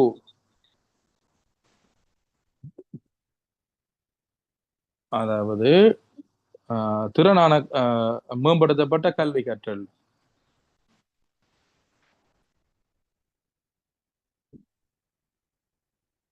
வினைத்திறனான கற்றல் செயற்பாடுகள், அதாவது இந்த இடத்தில் கற்றல் சூழலை பார்க்கணும். 2.22 எல்லா இடங்களிலும் கற்றல் மத்திய நிலையங்களாக இருக்கின்றதா? எல்லா இடங்களும் பாடசாலையுடைய எல்லா சூழலும் விஞ்ஞான ஆய்வு கூட எவ்வாறு பயன்படுத்தப்பட்டுள்ளது, வாசிக சாலை எவ்வாறு பயன்படுத்தப்பட்டுள்ளது போன்ற விடயங்கள். நான் ரத்னபுர சீவலிக்கு போகின்ற சந்தர்ப்பத்தில் ஒரு விஞ்ஞான ஆய்வு கூட இருந்தது. நிறைய தூரம் போகணுமா படையில ஏறி ரீலொகேட் பண்ணின சந்தர்ப்பத்துல அந்த நடக்கக்கூடிய தூரம் வந்து நேரம் வீணா விடுவிக்கப்படுவது தவிர்க்கப்பட்டது. எனவே இந்த பாடசாலையில் விஞ்ஞான ஆய்வு கூடம் அமைக்கப்பட்ட முறைமை பாடசாலையினுடைய வாசிக சாலை எங்கே காணப்படுகின்றது, அமைவிடங்கள், அதற்கு நெருங்கக்கூடிய அன்னிக்கக்கூடிய முறைகள், மாணவர்கள் படிக்கக்கூடிய வாய்ப்புகள், அதாவது பாடசாலையினுடைய அந்த பாடசாலையுடைய அந்த இருக்கக்கூடிய அந்த இடங்களுக்கு செல்லக்கூடிய வசதி வாய்ப்புகள், ஒவ்வொரு இடங்களுக்கு பாடசாலைக்குள்ள பிரவேசிக்கக்கூடிய வழிமுறைகள், முகாமைத்துவம் செய்யக்கூடிய ஆற்றல், அவற்றை எல்லாம் ஒரு வகுப்புல வந்து பாடசாலைக்கு ஒரு வகுப்பு ஆக்கள் என்ன லைப்ரரி தூரமாக இருக்கலாம், அவங்க லைப்ரரிக்கு போறதை விட இப்ப லைப்ரரி தூரம் செலுத்தினா அவங்க லைப்ரரி போற தூரம் தானே. அப்ப அந்த வகுப்புக்கு வந்து ஒரு பேக்ல போட்டு புத்தகங்களை அனுப்பக்கூடிய ஒரு முறைமை வகுப்பறைக்கு அப்படியான உபாய நுட்பங்கள் கையாளப்பட்டுள்ளதா? பாடசாலை விளையாட்டு மைதானம் இருந்தால் அல்லது வேறு வசதி வாய்ப்புகள் இருந்தால் அது எவ்வாறு அமைக்கப்பட்டுள்ளது, அல்லது அதாவது நாங்க எடுத்தெடுப்புல பார்க்கிற விஷயம் அதனுடைய தலை பாடசாலையுடைய அந்த தள அமைவிடங்கள் எந்த அளவு அமைக்கப்பட்டுள்ளது. அடுத்ததாக கழிவு நீர் முகாமைத்துவம், சுகாதார வசதிகள், இது மிக முக்கியமானது. இதுக்கு 10 புள்ளிகள் வழங்கப்பட்டிருக்கின்றது. நாங்கள் இந்த இடத்துல பார்க்க வேண்டும், பாடசாலையில நீர் சுகாதார வசதி வாய்ப்பு அல்லது கழிவு அதுக்குரிய ஏற்பாடுகளை இருக்கின்றது நாங்கள் பார்க்க வேண்டும். சில சந்தர்ப்பங்களில் நான் தர்மராஜ கல்லூரியில் இருக்கின்ற சந்தர்ப்பத்தில் டாய்லெட் காம்ப்ளெக்ஸ் 50 பேருக்கு ஒரு தடவையில போகலாமாம். அதுக்கு குறைவான செலவுல நாங்கள் அதை ஏற்படுத்தினோம். அவ்வாறான வேலையை செய்ததுக்கு சின்னி ஸ்கூலுக்கு இயலாது. நாங்கள் யோசிப்போம், மனசுல கூடங்கள் 2-3 நாங்கள் எடுத்துக்கொள்வோம். எனவே நாங்கள் இந்த இடத்துல வந்து இன்டர்வெல் கொடுக்கறதுல பேலன்ஸ் ஆகக்கூடிய மாதிரி இருக்க வேண்டும். எனவே இன்டர்வெல 3 உடைச்சு கொடுக்கிறது, புதிய முறையில சிந்திப்பது. உதாரணமாக அதிபர் புதிதாக சிந்திக்கக்கூடிய ஒரு முறைமை இன்டர்வெல பேலன்ஸ் பண்ணி 3 சந்தர்ப்பங்கள்ல கொடுத்து மலசல கூட வசதிகள், சுகாதார வசதி வாய்ப்பு, நீர் முகாமைத்துவ பிரச்சனைகள், கழிவு முகாமைத்துவ அதுக்கு ஒரு தீர்வை பெற்றுக்கொள்வது, வழங்குவது, அவ்வாறு பார்க்க வேண்டும். நாங்கள் யோசிக்க வேண்டும். எவ்வாறு புதிய எப்போதும் சம்பிரதாய பூர்வமான விடயங்களை விடுத்து புதிய பிரவேசத்துக்கு சொல்லக்கூடிய அந்த விடயங்களுக்கு அணுகக்கூடிய முறைகளுக்கு அந்த பெருமானங்களுக்கு நாங்கள் கவனம் செலுத்தியுள்ளோமா? பசலை வகைப்படுத்தப்பட்டுள்ளது, அதெல்லாம் பழைய விஷயங்களை, இதெல்லாம் மேலதிக விஷயங்கள் நான் சொல்லுவது புதிய நுட்பங்கள். இப்ப புதிதாக சிந்திப்பது, கழிவு முகாமைத்துவத்தை மேற்கொண்டு எவ்வாறு அவர்கள் நிதி பணத்தை உழைத்துள்ளார்கள். கோம்போஸ் தயாரிக்கிறது, அவ்வாறான விடயங்கள். அவ்வாறு பல்வேறு முறைகளை நாங்கள் பார்க்கலாம். எவ்வாறு அது கையாளப்பட்டிருக்கின்றது, எவ்வாறு பயன்படுத்தப்பட்டு நீர் முகாமைத்துவம், கழிவு முகாமைத்துவம், அதே போன்று சுகாதார மலசலுகுட வசதிகள், அந்த விடயங்களையும் நாங்கள் பார்க்க வேண்டும். மூணாவது மிக முக்கியமானதாம், ஒழுங்குபடுத்தப்பட்ட பாட விதானம். 75 மார்க்ஸ். தேசிய குயிக்க நாங்கள் கதைப்போம். நாங்கள் ஏதாவது பிரச்சனை இருந்து ஒன்று தேசிய கல்வி நோக்கம், பொதுவான திறன், விடயதான திறன்கள் தொடர்பில் பாடசாலை சமூகத்தை தெளிவூட்டல். இது கொஞ்சம் 6 மார்க்ஸ். இதுக்கு 10. தேசிய கல்வி நோக்கம், பொது திறன்கள், அதே போன்று விடயதான திறன் தொடர்பில் பாடசாலை சமூகத்தை தெளிவூட்டல். ஆரம்ப கல்வி இருக்கக்கூடிய திறன் என்னன்னு நாங்க பார்க்கணும். அங்கு விடயதானம் அடிப்படையிலான திறன் இருக்கின்றது, பொது திறன்கள் இருக்கின்றது, அதெல்லாம் இருக்கின்றது. தேசிய கல்வி நோக்கம் போன்ற விடயங்கள், சில சந்தர்ப்பங்களில் சமூகத்தை தெளிவூட்டுதல், அவர்களுடைய பல்வேறு முறைகளை நாங்கள் அதுக்கு பயன்படுத்தலாம். பாடசாலை சமூகத்தை தெளிவுறுத்துறதுக்கு நாங்க யோசிப்போம். இப்படி முன்னேற்ற மூலாய்வு அறிக்கையில போன்ற விடயங்களை நாங்கள் இந்த இடத்துல பார்க்கலாம். அடுத்ததாக திறன் அடிப்படையிலான கல்வி, அதுக்கு எவ்வளவு அளவு பாடசாலை சமூகம் தொடர்பட்டுள்ளது. திறன் அடிப்படையிலான கல்வி மேம்படுத்தலுக்கு வகுப்பறை, ஆரம்ப கல்வி வகுப்பறை, அதுல இந்த செயற்பாட்டை செய்வதற்குரிய திறனை மேம்படுத்துவதற்குரிய வாய்ப்புகள் எந்த அளவு தெளிவுபடுத்தப்பட்டுள்ளது அவர்களுக்கு. திறன் உள்ளதாக நாங்கள் கருதுவோமே. நாங்க உங்களோட சாப்பாட்டை நீங்க தனியா எடுப்பது, அந்த சின்ன பிள்ளை தங்கட ஆடைய தானே அணிந்து கொள்றது, ஆரம்ப பிரிவுல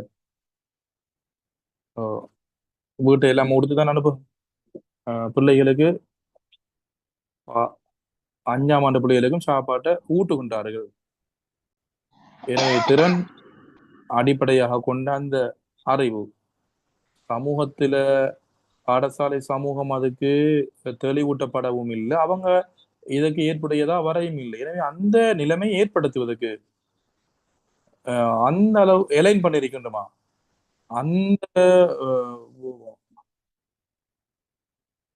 தந்த செயற்பாட்டை அந்த பிள்ளைகள் எந்த அளவு செய்கின்றது போன்ற விடயங்கள் ஒப்சர்வ் பண்ணி நாங்க பார்க்கலாம், அல்லது பங்குபற்றல் அடிப்படையில நாங்க பார்க்கலாம் அதனை. அடுத்ததாக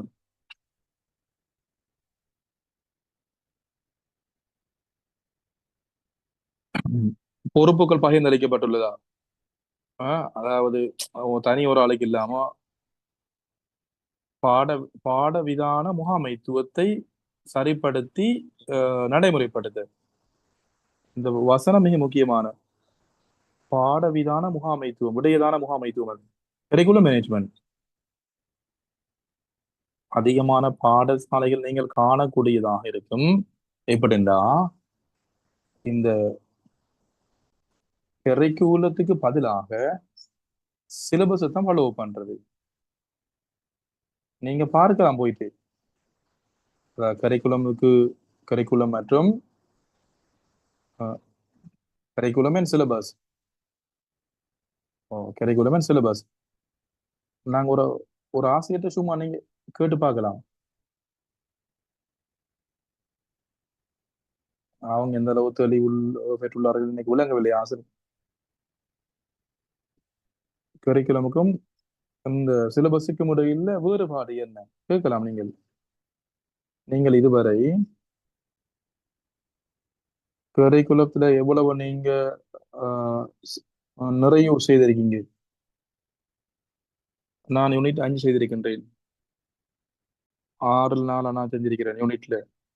யூனிட் என்று குறிப்பிடுவது சிலபஸ் தான் அந்த இடத்துல, சரியா? கரிக்குலம் என்றா அதனுள் பல விடயங்கள் அசஸ்மென்ட் இருக்கின்றது, மதிப்பீடு முறைகள் இருக்கின்றது, கண்டினியூஸ் அசஸ்மென்ட் செய்யப்படுகின்றதா, உங்களுக்கு தெரியும் மதிப்பீடுகள் எந்த அளவு பா மேற்கொள்ளப்பட்டிருக்கின்றது. கல்வி உதவி, புதிய கல்வி முறைமைகள், தொழில்நுட்பம் பயன்படுத்தப்பட்டுள்ளதா? இதெல்லாம் உங்களுக்கு தெரியும் கரிக்குலத்தில் வரக்கூடிய விடயங்கள். இதெல்லாம் சிலபஸ்ல வராது. சிலபஸ்ல படிச்சு கொடுக்குற மட்டும்தான். அன்றைக்குள்ள பாடத்தை படிச்சு கொடுத்துட்டு முடிக்கிறது. அதான் இது என்னது இந்த சிலபஸ். இந்த கரிக்குலம் என்பது அதனை எவ்வாறு செயல்படுத்தப்படுகிறது, எவ்வாறு முகாமைத்துவம் செய்யப்படுகின்றது நாங்க இப்ப யோசிச்சு கொள்வோம். நாங்க இப்ப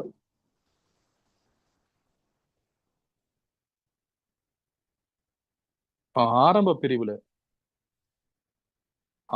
பிரிவுல வந்து ஒரு ஆசிரியர் அவர்கிட்ட கேட்டு பார்த்தா பிரைமரி செக்ஷன்ல அந்த கற்றல் முறைகள் உங்களுக்கு தெரியும் 3 முறைகள் இருக்கின்றது. வினோத விளையாட்டு, செயற்பாடு, இவ்வாறு 3 முறைகள் இருக்கின்றது. விளையாட்டு செயற்பாடுகள் அமர்ந்து செய்யக்கூடிய வேலை அது குறைவாக இருக்க வேண்டும். அமர்ந்து கொண்டு செய்யக்கூடிய வேலைகள் நாங்க போயிட்டு வகுப்பறை போய் பார்த்தா 1ஆம் ஆண்டு 2ஆம் ஆண்டு கூடுதல் என்ன செய்கின்றார்கள், மாணவர்கள் அமர்ந்து கொண்டுதான் வேலை செய்கின்றார்கள். இப்ப அப்படி இருந்தாது உங்களுக்கு தெரியும் கரிக்குலம் முகாமைத்துவம் ஃபெயிலியர். அந்த இடத்துல எதிர்பார்த்த அந்த திறனை அடைவதற்கு அது ஏற்புடையதாக அமையாது. அதனை அதாவது தீர்வுகள் எடுக்கப்பட்டுள்ளது அதுக்குரிய. அதாவது எழுத தெரியாதவர்களுக்கு மேலதிக வகுப்பு செய்வது மாத்திரம் அல்ல, திறன் அடிப்படையிலான கல்வியினுள் உரிய திறனை அடைவதற்கு உள்ள வசதி வாய்ப்புகளை பார்க்க வேண்டும். மாணவர் திறனை அதிகரிப்பதற்குரிய திட்டங்கள், வேலை திட்டங்கள் மேற்கொள்ளப்பட்டுள்ளதா, பாராட்டப்பட்டுள்ளதா? அடுத்ததா internal assessment, school base assessment, evaluation அது இருக்கின்றதா? இவையாவும் மிக முக்கியமான பகுதிகள். எனவே சிலபஸ் மட்டுப்படுத்தப்படாமல் கரிக்குலம் போன்ற விடயத்தை நீங்கள் பார்க்க வேண்டும். சில பாடசாலைகளில் விஞ்ஞான ஆய்வுக்கூடம் என்பது அது உங்களுக்கு தெரியும் கற்றல் முறைக்கான ஒரு ஒரு ஒரு டூல்ஸ் அது. எனவே கரிக்குலமை செயற்படுத்துகின்ற பொழுது இவற்றை வகைபாகம் என்று நாங்கள் பார்க்க வேண்டும். கால அட்டவணை அதெல்லாம் நீங்கள் என்ன செய்யணும், பார்க்க வேண்டிய தேவைப்பாடு இருக்கின்றது. அடுத்து விடயதான செயற்பாடுகள், பாட விதானத்தோடு செயற்பட்ட செயற்பாடுகள் 75 வருடாந்த திட்டமிடல் இருக்கின்றதா? விளையாட்டுக்கு அனுப்பக்கூடிய முறைமைகள், அதனை விருத்தி செய்வதற்கான ஏற்பாடுகள் இருக்கின்றதா? பல்வேறு விடயதானங்களும் கூடிய செயற்பாடுகள், ஸ்கவுட், பேண்ட்ஸ், கேடட், அதற்கு கூடுதலான கவனம் செலுத்தப்பட்டு அது நல்லா செய்யக்கூடிய இடமும் இருக்கின்றது. சில இடங்கள்ல வந்து அந்த விடயதானத்துடைய செயற்பாடுகள் மிக பலவீனமாக காணப்படுகின்றது. நாங்கள் கடந்த காலங்களில் கண்ட அனுபவமாக இருப்பது, இந்த போட்டியில வந்து தெரிவு செய்யப்பட்ட சில பாடசாலைகள், வெற்றி பெற்ற பாடசாலைகள் எடுத்துக்கொண்டால் அந்த பாடசாலைகள் விடயதான செயற்பாடுகள் அதுல பலவீனம் காணப்படும். சில பாடசாலைகள்ல காணப்படுகின்றது. அதிபரை எல்லாம் சொல்லி இவ்வளவு நேரம் பாடசாலையில இவ்வளவு நேரம் படிக்கணும்னு சொல்றது. உண்மையில் இந்த பாடங்களை கற்றுக்கொள்ளுங்கண்டு கூடுதலா அந்த கவனத்தை அவர்களுக்கு அவர்களுக்கு சுமையாக சொல்லுகின்ற பாடசாலைகள், உற்பத்தி திறன் உள்ள பாடசாலைகள் அங்க கணிப்பிட முடியாது. நாங்க பாடசாலை பெற்றுக்கொண்ட அடைவுகளை நாங்க மதிப்பிட வேண்டும், பாராட்ட வேண்டும். 75 வழங்கப்பட்டிருப்பது பாடவிதான செயற்பாடுகள், சங்கங்கள், அமைப்புகள், அவனுடைய அந்த செயற்பாடுகள் போன்ற விடயங்கள் இதில் காணப்படுகின்றது. அதாவது எல்லா விடயதானத்துக்கும் இங்க சம வாய்ப்புகள் வழங்கப்பட வேண்டும். 3-2 இல்ல, 3-2-4 கல்வி பாடசாலை கல்வியினுடைய தரப்பண்பு தரப்பண்பு தர குறிகாட்டிகள்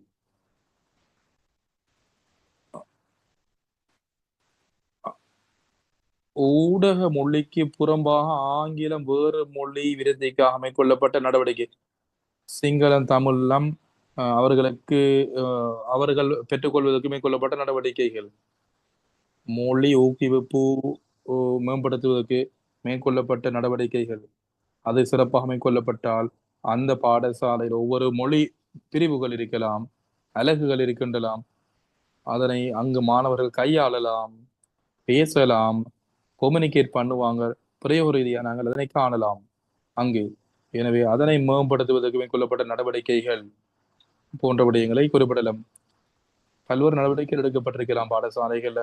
பல்வேறு நடத்தை அல்லது ஒழுக்க விழுமியங்களை மேம்படுத்துவதற்கு எங்களுக்கு அதை பார்த்தா வழங்கும். ஸ்கூலுக்கு போனாலே எங்களுக்கு விளங்கிடும் இந்த பாடசாலை எந்த அளவோ ஒரு ஒழுக்க விழுமியங்களை பேணுகின்ற அல்லது நடத்தைகளை மதிக்கின்ற நடத்தையை பேணுகின்ற பாடசாலை என்று எங்களுக்கு ஊகிக்க முடியும். பாடசாலை உற்பத்தி திறன் வாய்ந்த ஒரு பாடசாலையாக நாங்கள் பார்க்கின்ற சந்தர்ப்பத்தில் ஒரு பாடசாலை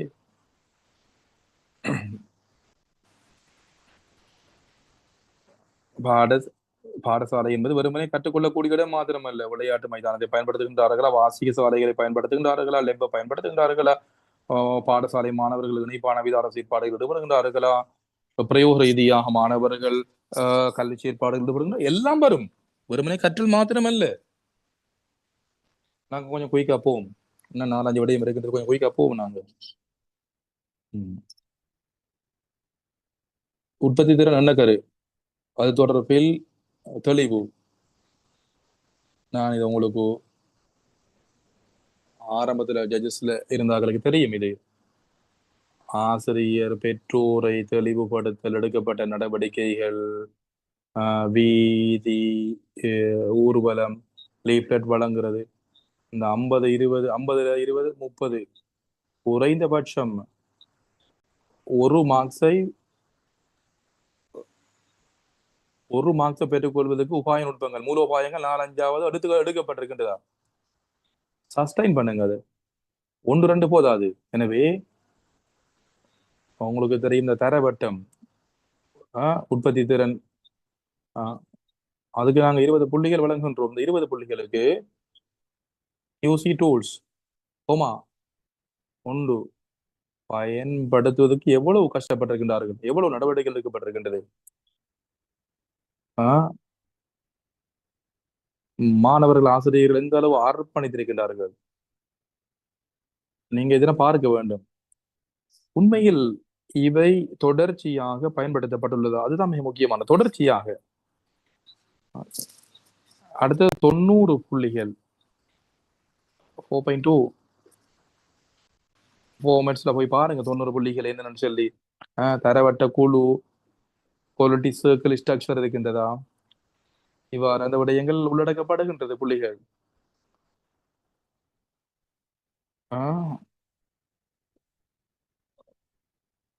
மேற்கொள்ளப்பட்ட திட்டங்கள். அடுத்தது பசுமை உற்பத்தி திறன் வட்டம்,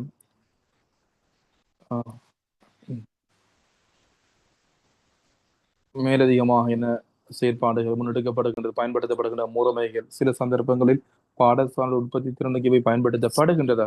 பொய்க்கல்ல. உண்மையில் இந்த பாடசாலையில் உற்பத்தி திறனை உயர்த்துவதற்கு இந்த குறிப்பிடப்பட்ட விடயங்கள் பயன்படுத்தப்பட்டுள்ளதா, கையாளப்பட்டுள்ளதா.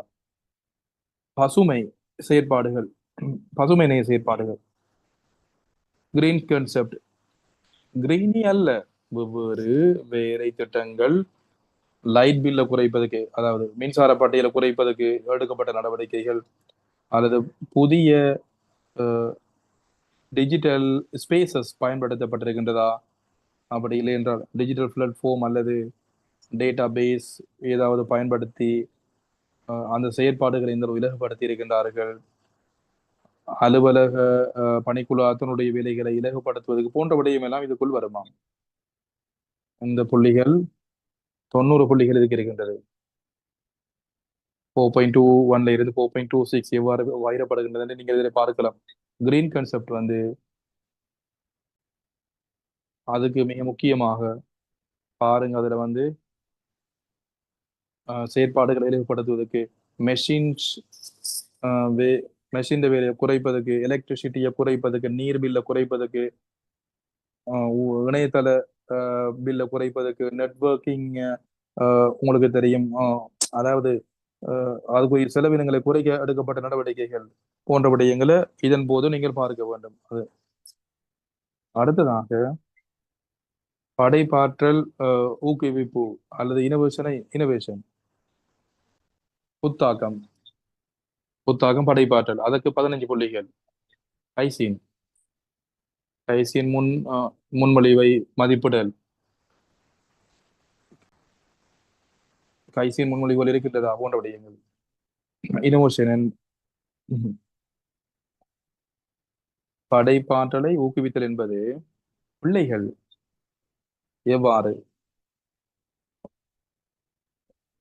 15 புள்ளிகள் இருக்கின்றது. படைப்பாற்றலை ஊக்குவிக்க எடுக்கப்பட்ட நடவடிக்கைகள்.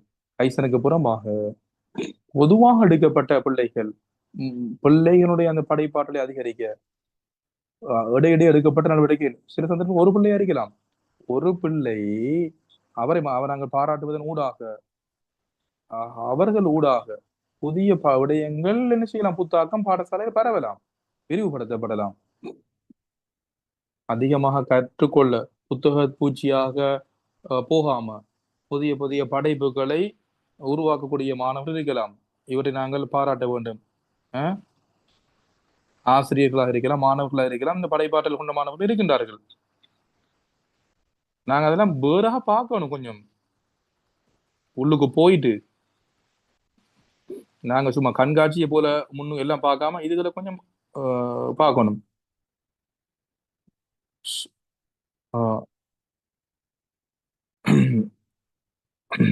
அடுத்ததாக எவ்வாறு பாடசாலையினுள் புதிய ரேடியோ சேனல், ரூபாவினி சேனல் பயன்படுத்துவது, அதுக்குரிய புதிய நுட்பங்கள், தொழில்நுட்பத்தை எந்த அவர்கள் கையாளுகின்றார்கள், அதனை இந்த இடத்துக்கு எடுக்கலாம். அதான் இந்த புத்தாக்கம் அல்லது இனோவேஷன். தகவல் தொழில்நுட்ப அறிவு, கற்றல் கற்பித்தல் செயற்பாட்டுக்கு தகவல் தொழில்நுட்பத்தை பயன்படுத்துதல். அவர் இதுல சொல்லுதாங்க 5.2.2 சொல்லாத விடயம், 5.2.2 பிரிவில் சொல்லப்படாத விடயம் இருக்குதாம். 5.2.4 PowerPoint பிரசன்டேஷன் பிள்ளைகளை அவ்வாறு செய்யலாம். PowerPoint பிரசன்டேஷனை பயன்படுத்தி கற்றல் கற்பித்தல் செயற்பாடுகளை மேற்கொள்ளலாம். தொழில்நுட்பத்தை பயன்படுத்தி புதிய தகவல்களை தேடி ஷேர் பண்ணுகின்ற முறைகள், பல்வேறு முறைகள் அவர்கள் செய்கின்றார்கள் இந்த பிள்ளைகள். எனவே அவற்றுக்கு அவர்கள் கை வைத்துள்ளார்களா, அவர்களுக்கு அவர்கள் பழகியுள்ளார்களா? இதை கொஞ்சம் நீங்க கொஞ்சம் அவதானத்துக்கு செலுத்துவோம். இந்த டெக்னாலஜி சம்பந்தப்பட்ட விஷயம், பிள்ளைகள திறமைகள், இயலுமை. அடுத்ததாக இன்னும் 1/2 hour இருக்குதான் நலன்புரி. இப்ப வந்து மாணவர் நலன்புரி என்பது கூடுதலாக நலன்புரி சேவை வேலை திட்டங்கள் நடைமுறைப்படுத்தப்பட்டுள்ளது. இது இண்டிவிஜுவலா இருக்கலாம், குரூப்ஸாக இருக்கலாம், அப்படி இல்லை என்றால் பாடசாலையுடைய வழிகாட்டல் மூலமாக நடந்ததாக இருக்கலாம். நாங்கள் இப்ப எடுத்துக்கொள்வோம் அவசர நிவாரண உதவி, தொற்றா நோய்களிலிருந்து பாதுகாப்பு, நிவாரண விடயங்கள். தேவையான பிள்ளைகளுக்கு உங்களுக்கு தெரியும் மாணவர் உதவிகள், பழைய மாணவர்கள் நடுநிலை வகித்து அல்லது வேறு அமைப்புகள் உதவியை பெற்றுக்கொண்டு அவ்வாறான வேலை திட்டங்கள் நடைமுறைப்படுத்தப்பட்டுள்ளதா, அவ்வாறான விடயங்களை பார்க்க வேண்டும். அடுத்ததாக பாடசாலை சுகாதார ஊக்குவிப்பு செயற்பாடுகள், பல்வேறு சிகிச்சைகள், சுகாதார ஊக்குவிப்பு என்பது பிரிவென்ஷன், தடுப்பதற்கு எடுக்கப்பட்ட நடவடிக்கைகள். அதாவது BMI மெயின்டைன் பண்ணுவது, பாடசாலை மாணவனுடைய அல்லது மாணவனுடைய உணவு பழக்கத்தை ஏதாவது ஒன்று இருக்கின்றதா பாடசாலையில், அதாவது போலித்தீன் போன்ற விடயங்கள் இல்லாமல் அல்லது நச்சு வர்ண நிற ஆகாரங்கள் இல்லாமல் கேண்டீன்ல சாப்பாடுகள் ஒழுங்குபடுத்தப்பட்டுள்ளதா? அவ்வாறான விடயங்கள் நீங்க மேற்பார்வை செய்யலாம். கேண்டீன். அடுத்ததாக சிடமாக தொழில் வழிகாட்டல், தொழில் வழிகாட்டல், ஒகேஷனல் ட்ரைனிங், பாடசாலையில எக்ஸாம் ரிசல்ட்ஸுக்கு ஒரு புள்ளி இருக்கின்றது. அந்த எக்ஸாம் பரீட்சை பெறுபேறுகள் குறைவாக இருந்த போதும் நாங்க 100க்கு 20, 30 நாங்க எக்ஸாம் ரிசல்ட்ஸ் எடுத்துக்கொள்ளுவோம். 6 1 எக்ஸாம்ல ஃபெயில் ஆகிறார்கள். அவர்கள் அவர்களுக்கு சரியான தொழில் வழிகாட்டல் வழங்கப்பட்டுள்ளால் உயர்ந்தபட்ச புள்ளி அதுக்கு வழங்கலாம். சில பாடசாலைகள் முயற்சிப்பது என்று எக்ஸாம் ரிசல்ட்ஸ் உயர்த்துவதற்கு மாத்திரம்தான். அங்க ஃபெயில் ஆகுத பிள்ளைகளுக்கு எந்த விதமான ஒரு வழியும் இல்லை. சில பாடசாலைகள் சிறப்பான முறையில் அந்த ஃபெயில் ஆகின்ற மாணவர்களுக்கு தொழில் வழிகாட்டலை மேற்கொண்டு சாதகமான அடைவுகளை அடைந்துள்ளது. பாடசாலை நேரத்துக்கு புறம்பாக அல்லது அந்த நேரத்துக்கு பின்னர் அவர்களுடைய தொழில்களில் ஈடுபடுதல், அவருடைய விருத்தி தொடர்பில் ரெக்கார்ட்ஸ் பாடசாலையில் இருந்தால் அது மிக முக்கியமான தொழில் வழிகாட்டல், உத்தியோகத்தர கொண்டு ஒரு விரிவுரையை நடத்துறது, இவ்வாறான அந்த சின்ன விஷயம் இல்லை நான் சொல்லுவது. அதற்கு அப்பால் சென்று பாடசாலை நேரத்துக்கு புறம்பாக மாணவர் வெளியாகி போகக்கூடிய மாணவர்கள் என்ன செய்கின்றார்கள், அவர்களுடைய பின்னூட்டல் குறிப்பு விவரங்கள் இருக்கின்றது, அதற்கு நல்ல பெருமதியான மார்க்ஸ் வழங்கணும். அப்படி நீங்க மெயின்டைன் பண்ணின ஸ்கூல்கள்ல புதிய தொழில் துறை தொடர்பில் அவர்கள் எவ்வளவு தெளிவூட்டப்பட்டிருக்கின்றார்கள், ஆன்லைன் ஜாப்ஸ் சம்பந்தமாக அவர்களுக்கு தெரியுமா, அவ்வாறான விடயங்கள், நடைமுறைக்கு சாத்தியமான மாணவர் ஆலோசனை வழிகாட்டல்கள், அந்த விடயங்கள்லாம் பார்க்கணும். அடுத்ததாக அதாவது அலுவலக பணிக்குழாத்தினுடைய நலம் புரியும். அலுவலக பணிக்குழாத்தினுடைய பாடசாலையினுடைய தகவல்கள் சரியான முறையில பாடசாலை சமூகத்துக்கு போகின்றதா, அடைவதற்கு அந்த சமூகம் வழங்கக்கூடிய பங்களிப்பு போன்ற விடயங்களை இந்த இடத்துல பார்க்க வேண்டும். அடுத்ததாக ஆசிரியர் பணிக்குழாம் 6.2 ஆசிரியர் நலம்புரி போன்ற செயற்பாடுகளுக்கு ஏதாவது வேலை திட்டங்கள் முன்னெடுக்கப்பட்டுள்ளதா, நலம்புரி சங்கம் இருக்கின்றதா, அந்த ஆசிரியர்கள் சார்பில் 6 புள்ளிகள் வழங்குகிற சந்தர்ப்பத்தில் நலம்புரி சங்கம் ஒன்று இருக்கின்றது ஆசிரியர்கள் சார்பில். அது அது கூட்டம் நடத்தியுள்ளார்களா, அதை மட்டும் பார்க்கப்படாது. உண்மையாக அவர்கள் என்ன செய்கின்றார்கள், ஆசிரியர் நலன்புரி ஆசிரியர்களுக்கு உண்மையில் நலன்புரி செய்தல், கல்யாண வீட்டுக்கு மரண வீட்டுக்கு போறது மாத்திரமல்ல, அதுக்கு அப்பால் சென்று ஆசிரியர்களுடைய நலன்புரி சம்பந்தப்பட்ட தொடர்பில் எந்த அளவு செயற்பட்டிருக்கின்றார்கள். சில சந்தர்ப்பங்களில் ஆசிரியர்களுக்கு தகவல் தொழில்நுட்ப அறிவை மேம்படுத்துவதற்கு, ஆங்கில அறிவை அவர்களுக்கு வழங்குவதற்கு எந்த அளவு வழங்கி இருக்கின்றார்கள். ஆசிரியருடைய பண்பை வெல்ஃபேர் எந்த அளவுக்கு செயற்பட்டுள்ளது போன்ற விடயங்கள்லாம் நீங்க பாருங்க. 6 மார்க் சும்மா சங்கத்துக்கு மட்டும் கொடுக்கப்படாது இருந்தா மட்டும். அடுத்ததாக சமூகத்துக்கு வழங்கக்கூடிய பங்களிப்பு, இது உங்களுக்கு தெரியும். 20 புள்ளிகள் இருக்கு. வீடுகள்ல நான் சொன்னது உங்களுக்கு, நான் நேற்று சொன்னேன், ஆசிரியர்கள் தங்களுடைய அந்த விடய அறிவை கிராமத்துக்கு வழங்குகின்றார்கள். ஆசிரியர் கிராம மக்களோடு தொடர்பை பேணி அவருடைய திறமைகளை பாடசாலைக்கு கொண்டு வருவார்கள். எனவே சமூகத்தினுடைய பொறுப்புக்கு வழங்கப்பட்டுள்ள அல்லது ஆசிரியர்கள் மாணவர்களுக்கு சமூகம் அமைக்கப்பட்ட விதம், சமூகம் இருக்கக்கூடிய விடயங்கள் பிள்ளைகளுக்கு தெரியாது, என்ன வகையான சமூகம் இருக்கின்றது. எனவே நாங்கள் அந்த இடத்தில் மாற்று வழிமுறைகளை கையாண்டுள்ளோமா, அந்த சமூகத்தை அல்லது மாணவர்களை நல்ல ஒரு நிலைக்கு கொண்டு செல்வதற்கு. அப்படியாயும் பாடசாலை ஆசிரியர்கள் மற்றும் மாணவருடைய வீடுகளுக்கு இந்த உற்பத்தி திறன் முறைகள் கொண்டு செல்லப்பட்டுள்ளதா? ஒவ்வொரு வீட்டுக்கு போறையில நாங்க அவங்க பிள்ளைகள் மற்றும் ஆசிரியர்கள் எந்த அளவு இந்த பாடசாலையோடு பிணைந்திருக்கின்றார்கள், பெனிஃபிட்ஸ் பயனை எந்த அளவு பெறுகின்றார்கள், எண்ண கருத்து ரீதியாக கருதுகோள் ரீதியாக வீடுகள்ல பர்ஸ், எலக்ட்ரிசிட்டி பில், சுற்றாடல் அவருடைய வீடுகள்ல, கழிவு முகாமைத்துவம் அல்லது வீட்டில் இருக்கக்கூடிய ஒத்துழைப்பு, அந்த வீடு இந்த அளவு புத்தாக்கம் கொண்ட ஒரு வீடாக மாறி இருக்கின்றது. வீட்டை பயன்படுத்துகின்ற கைசன் முறைகளை போன்ற விடயங்களை எல்லாம் நீங்கள் தேடி பார்க்கலாம். அதே போன்றுதான் இதற்குரிய மறுதளிப்பு, அவருடைய பாராட்டுதல், பாடசாலை சமூகம் அல்லது அரசு நிறுவனங்கள் மூலமாக வழங்கப்படுகின்ற அந்த பாராட்டுதல்கள், உற்பத்தி திறன் பாடசாலையை நாங்கள் எடுத்துக்கொண்டால் ஒரு நெட்வொர்க் அது.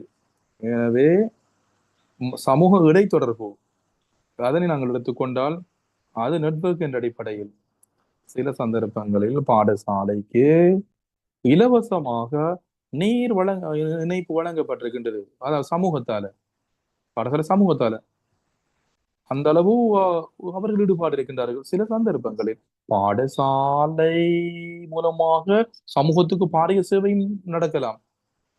சமூக சமூக வள நிலையம் அவ்வாறு நாங்க போக போக பார்க்கின்றோம் பாடசாலை நிலவரத்தை. எனவே சமூகம் பாடசாலை பாதுகாக்கின்றது. பாடசாலை பாதுகாப்பதற்கு சமூகங்கள் எந்த முயற்சி வழங்கி இருக்கின்றது போன்றவற்றுக்கு நாங்கள் புள்ளிகளை வழங்க வேண்டும்.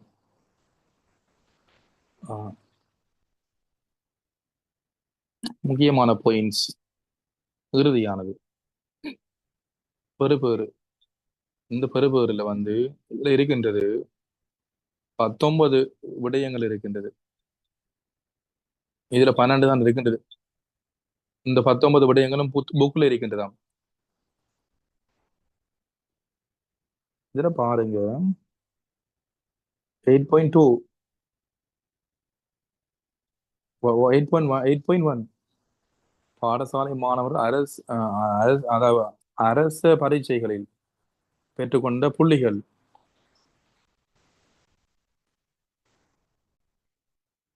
இதை நீங்க பார்க்க வேண்டும். அமைப்பின் அடிப்படையில் தான் நீங்கள் இந்த பெறுபேற்றை பார்க்க வேண்டும்.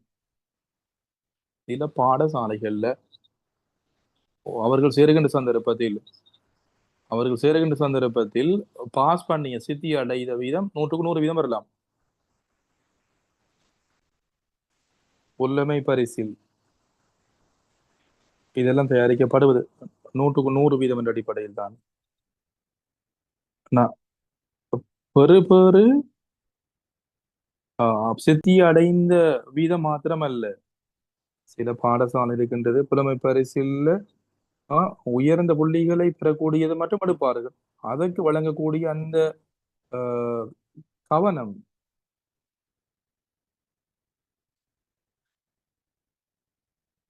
சாதாரணமான அந்த மதிப்பீடு,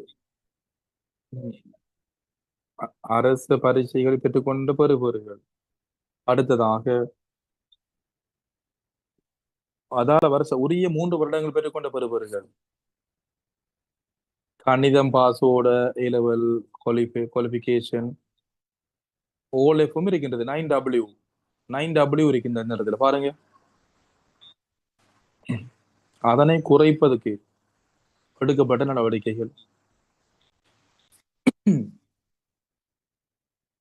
23, 24, 25ஆம் ஆண்டுல 9W இருந்து அதனை குறைப்பதற்கு எடுக்கப்பட்ட நடவடிக்கைகள். உதாரணமா சொல்ல வராது. பிரதான பாடசாலைகள் இந்த பிரச்சனை இருக்கலாம். 9W கேஸ் எடுக்கப்பட்ட 9W எடுத்தார்கள் என்ன செய்கின்றார்கள்? பாடசாலை தகவல் இருக்கின்றதா? நீங்க அதை செக் பண்ணி பார்க்கலாம், தேடி பார்க்கலாம். 9W எடுத்தால் என்ன செய்கின்றார்? 13 இயர்ஸ் எடுக்கேஷனுக்கு போயிருக்கிறாரா, அல்லது வேறு தொழில் ரீதியான கல்விக்கு அவர் போயிருக்கின்றாரா போன்ற விடயங்களை நீங்கள் தேடி பார்க்க வேண்டும்.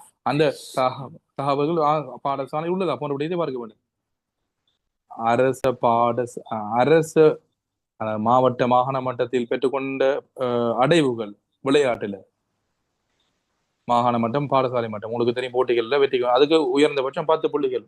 சில ஸ்கூலுக்கு உங்களுக்கு தெரியும் அதை அடையலாம், சில ஸ்கூலுக்கு அடைய முடியாது.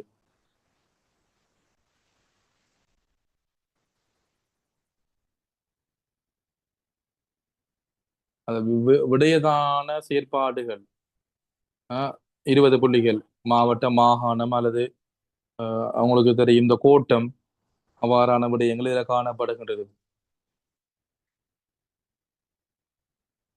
மொழி போட்டி இருக்கலாம், ஐடி சம்பந்த போட்டி இருக்கலாம், சமூக விஞ்ஞான போட்டி இருக்கலாம், நடனம் சம்பந்தப்பட்ட அல்லது கலைத்துறை சார் போட்டிகள் இருக்கலாம். அதுகள் தான் இந்த இடத்துல குறிப்பிடப்படுகின்றது. அதுகளுக்கு வழங்கப்படக்கூடிய புள்ளிகள் 8.5 சுகாதார நிலையை மேம்படுத்துவதற்கு எடுக்கப்பட்ட நடவடிக்கை. இதுக்கு 10 புள்ளிகள். இது சொல்லுவாங்க ஒவ்வொரு விஷயங்கள் முன்னெடுக்கப்பட்டதுன்னு சொல்லலாம். ஆனா குறிகாட்டிகள் இருக்கின்றதா? குறிகாட்டி நாங்க எடுத்துக்கொள்வோம். குறிகாட்டி வகுப்பறையில பிஎம்ஐ பேலன்ஸ் உள்ள நம் மாணவர்கள் வகுப்பறையில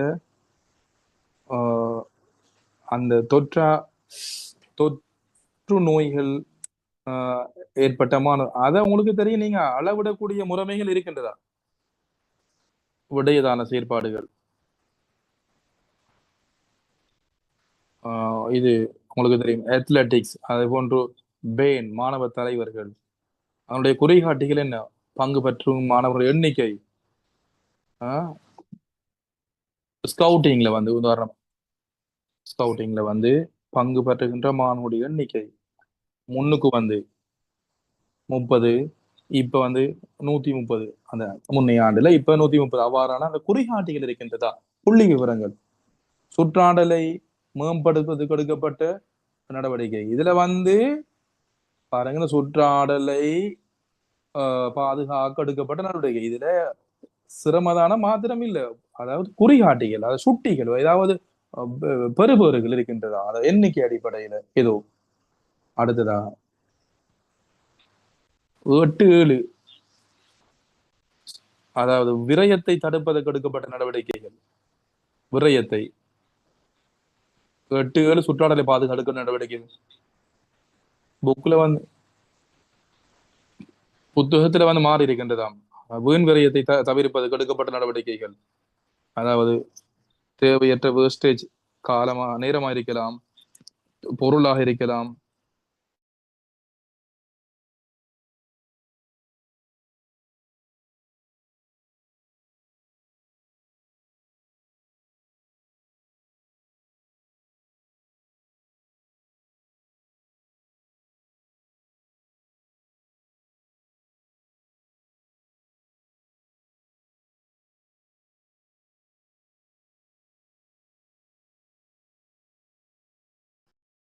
கதைக்கிற வருது.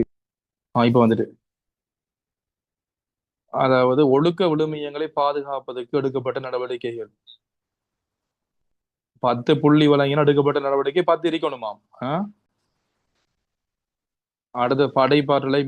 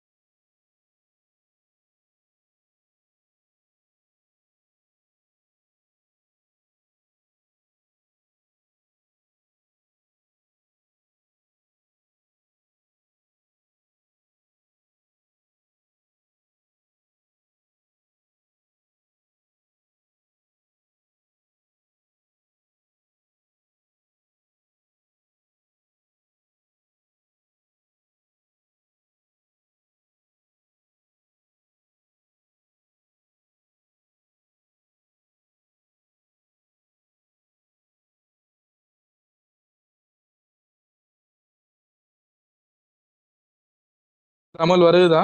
கொஞ்சம் சொல்லுங்க. எனக்கு நான் ட்ராப் ஆகிட்டேன். இப்ப வருதா? வந்த ஒருக்கா போடுங்க. ஆம் சார். Right, okay okay. அதே போன்ற விடயங்களை பார்க்க, அதாவது செயற்கை நுண்ணறிவு, தகவல் தொழில்நுட்பம் போன்ற விடயங்களை இந்த இடத்துல பார்க்க வேண்டும். அதாவது தொழில், அதாவது புதிய விடயம் ஒன்று வருகின்றது. என்னென்னு சொல்லிச்சேன்னா ஒன்டர்பிரினர்ஷிப், அதாவது ஃபைனான்சியல் லிட்ரஸி. உங்களுக்கு தெரியும், முதலாவதாக மொடியூல் என்ன, மைண்ட் ரீட், பாடசாலை மாணவர் மத்தியில் எதிர்காலம் தொடர்பான ஒரு கனவு, அது தொடர்பாக உங்களுக்கு தெரியும் இந்த என்டர்பிரினர்ஷிப்பை மேம்படுத்துவதற்கு எடுக்கப்பட்ட நடவடிக்கைகள். என்னுடைய கனவு எதிர்பார்ப்பு தொடர்பில் மாணவருடைய எதிர்பார்ப்பு கனவை நனவாக்குவதற்கு உங்களுக்கு தெரியும் இந்த என்டர்பிரினர்ஷிப் சம்பந்தப்பட்ட விடயங்கள் மேற்கொள்ளப்பட்டுள்ளதா, அல்லது சேமிப்பு வசதியை மேம்படுத்துவதற்குரிய கணக்குகள் அல்லது சேமிப்பு கணக்குகள் திறக்கப்பட்டுள்ளதா மாணவர்களுக்கு, அல்லது கை தொழிற்சாலைகளை பார்வையிடுவதற்குரிய அல்லது அவர்கள் ஒரு நிபுணத்துவம் பெற்றவர்களாக வருவதற்குரிய அந்த கண்காட்சிகளுக்கு மாணவர்கள் அழைத்து செல்லப்பட்டுள்ளார்களா போன்ற விடயங்கள். பாடசாலை இடைவிலகல், அந்த போன்ற செயற்பாடு. பாடசாலை இடைவிலகல் கடந்த 3 வருடங்கள் அதை பார்க்கணும். பாடசாலை இடைவிலகலை தடுப்பதற்கு எடுக்கப்பட்ட நடவடிக்கைகள், வரவு அதிகரிக்கப்பட்டுள்ளதா, அல்லது அவர்கள் பல்வேறு தொழில் துறைகளில் ஈடுபடுகின்றார்களா, அல்லது போன்ற கருத்துக்களை நாங்கள் இந்த இடத்துல பார்க்க வேண்டும். அடுத்ததாக இந்த உங்களுக்கு தெரியும் 8-19, இதுல மொத்தமாக 19 விடயங்கள் இருக்கின்றதா. இந்த பெறுபேறுகளை அடையாளம் காணக்கூடிய முறைமைகள் 19 பல்வேறு துறைகளை கவர் பண்ணக்கூடியதாக இந்த 19 விடயங்களும் காணப்படுகின்றது. இந்த துறைகள் உங்களுக்கு தெரியும் கவர் பண்ணப்படாட்டியும் உங்களுக்கு முடியும், நான் நினைக்கின்றேன், வேறு விடயங்களை பார்க்கக்கூடியதாக இருக்கு. மேலதிக விடயங்கள் இருக்கின்றது. எனவே மேலதிக விடயதானங்கள் இப்ப நான் நினைக்கின்றேன் 8:45 ஆகின்றது. இதுவரை பார்த்த விடயங்கள் நாங்கள் கொஞ்சம் குயிக்கா போனோம். இதோட சம்பந்தப்பட்ட வேறு ஏதாவது விடயம் இருக்கின்றது? கைசன் திட்டம் தொடர்பில் சொல்ல முடியுமான்னு ஒரு ஆள் கேட்கின்றாரு. எக்ஸாம்பிளானு கேட்கிறாங்க. கொஞ்சம் சொல்லட்டாங்க கைசனை பத்தி கொஞ்சம். கைசன் என்பது உண்மையில் எங்களுக்கு இருக்கக்கூடிய அந்த நிலையிலிருந்து கொஞ்சம் மாற்றங்களை நாங்க மேம்படுத்துவது. உதாரணமா, சில சீவலில் இருக்கின்ற சந்தர்ப்பத்தில் அவர பாடசாலையில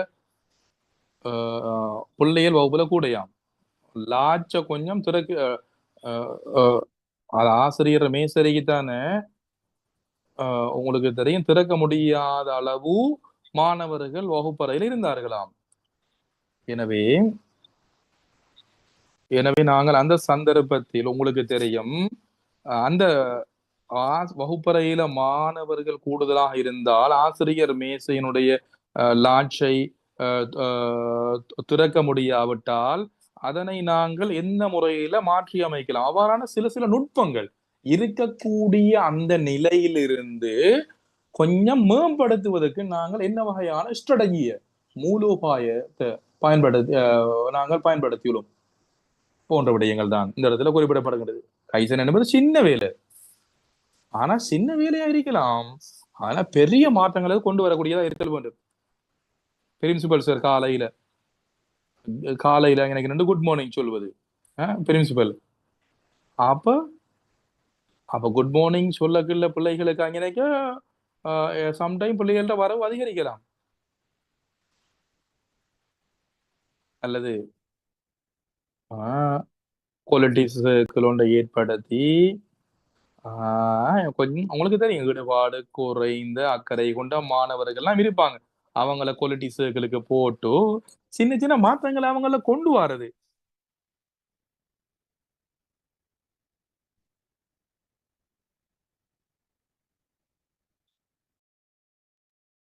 கைசன் என்பது அதைத்தான் குறிப்பிடுகின்றது, சின்ன சின்ன மாற்றங்கள். பொருட்கள் எல்லாம் லெப்பண்ட மாத்தினேன்னு நான் சொன்னேன். ஏன்னா உங்களுக்கு தெரியும் லெப் அந்த தூரத்துல இருந்துச்சு. ஏன்னா லெப்ப நான் மாத்தினேன். ஏன்னா நேரம் எல்லாம் கூடுதலா செலவழிக்கப்படுகின்றது. எனவே சின்ன சின்ன மாற்றங்கள், பெரிய மாற்றம் இல்லை, சின்ன சின்ன மாற்றங்களோடாக எவ்வாறு பெரிய பிரதிபலனை நாங்கள் பெற்றுக்கொள்ள முடியும் என்பதுதான் கைஷன் என்பது குறிப்பிடுகின்றது.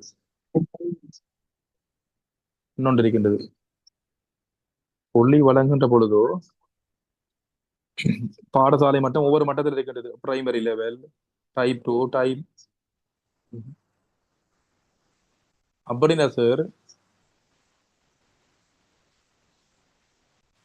சில ஸ்கூல்ல எல்லா விஷயங்களும் அவ்வாறு இல்லை.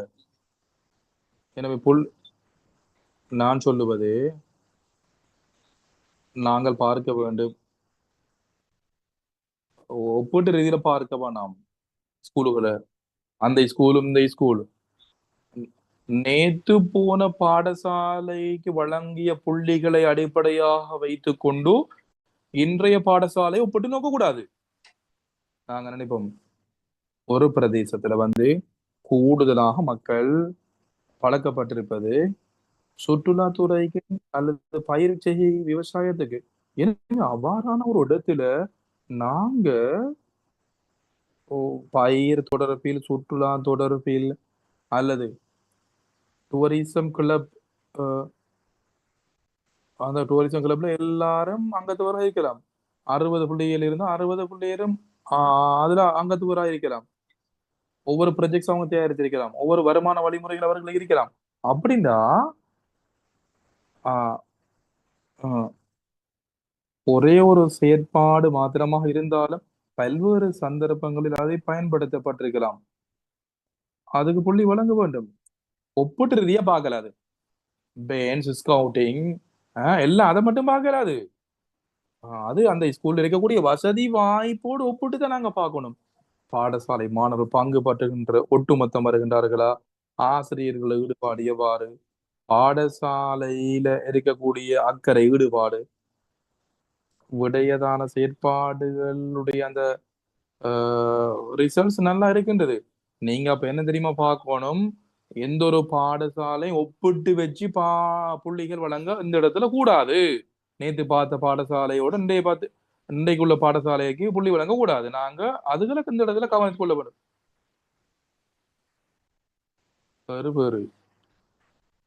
பெரு தொடர்பில் 19 விடயம் இருக்கின்றது.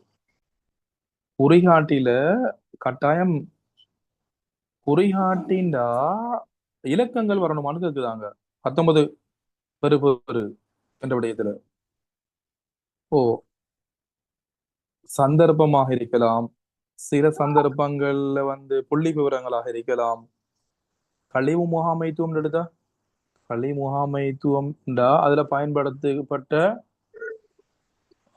திரவியங்கள் வகைப்பாடு, சந்தர்ப்பங்கள், எத்தனை முறை ஒரு திட்டவட்டமான ஒரு வரையறை இருத்தல் வேண்டும். அதாவது சுகாதார பிரிவு என்னோட கதை தெரிகின்றது.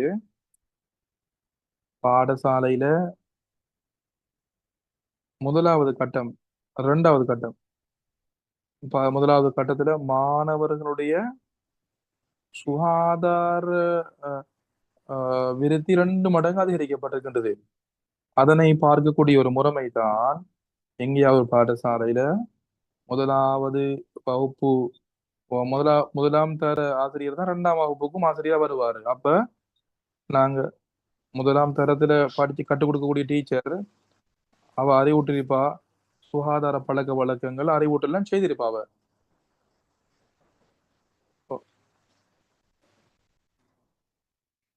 டீச்சர்ல ரெக்கார்ட் இருக்குமா அவங்களோட அந்த சுகாதார பழகு, இந்த ரெக்கார்டை வச்சிருப்பாவ. பிள்ளைகள்ற எண்ணிக்கையோடு 10,000 செலவாக இருக்குது முதலாம் வகுப்புக்கு. 2ஆம் வகுப்புலையும் அந்த முறையை கடைபிடிக்கின்றார் டீச்சர். அவருக்கு கண்டுபிடிக்கக்கூடியதாக இருக்கும். 2ஆம் வகுப்புல செலவு 10,000, முதலாம் வகுப்புல போனா 6,000 சுகாதார அந்த இதுகளுக்கு. அந்த இடத்துல குறிகாட்டி அமைவது சுகாதார விடயங்களுக்காக செலவழிக்கப்படக்கூடிய பணம் 10,000 டெஸ்டுக்கு. பின்னர் 2ஆம் ஆண்டுல அந்த பிள்ளைகளுக்கு 6,000 செலவழிக்கப்பட்டிருக்கின்றது. ஒரு உங்களுக்கு தெரியும் விருத்தி இருக்கின்றது. என்னன்னு சொல்லிச்சேன்னா, என்ன குறிகாட்டி நீங்க உங்களுக்கு பாருங்க, சந்தர்ப்பமா, தடவையா, மாணவர்களுடைய எண்ணிக்கையா அல்லது ஒரு பெறுபேறா அல்லது ஒரு பொருளா கிலோகிராமா அந்த குறிகாட்டி என்பது சுட்டி என்பது அளவிடக்கூடிய ஒரு முறை. அது எதுவாக அமையலாம்? வேறு வேறு 8 ஓயல் ரிசல்ட்ஸ்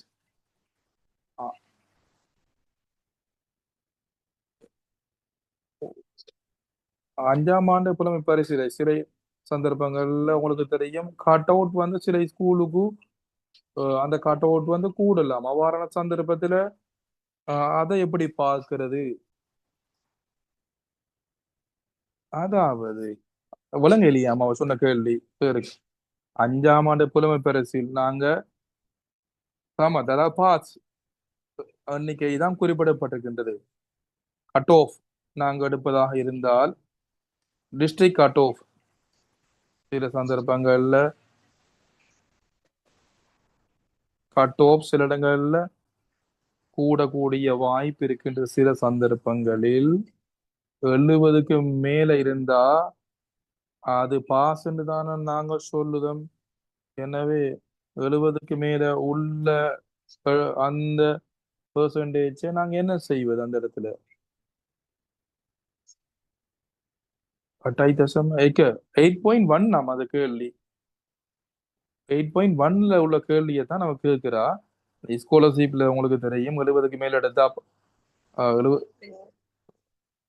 புலமை பரிசு சம்பந்தம் ஸ்காலர்ஷிப் எக்ஸாம்ல எத்தனை பேர் தோற்றினார்கள், பாஸ் ஆகினார்கள், எத்தனை பேர் பெர்சன்டேஜ் அது சப்மிட் பண்ற சந்தர்ப்பத்தில் நீங்க பார்க்க கூடியதாக இருக்கும். இதுக்கு ஏதாவது விதிவிலக்கு இருக்கான்னு பாப்போம் நாங்க.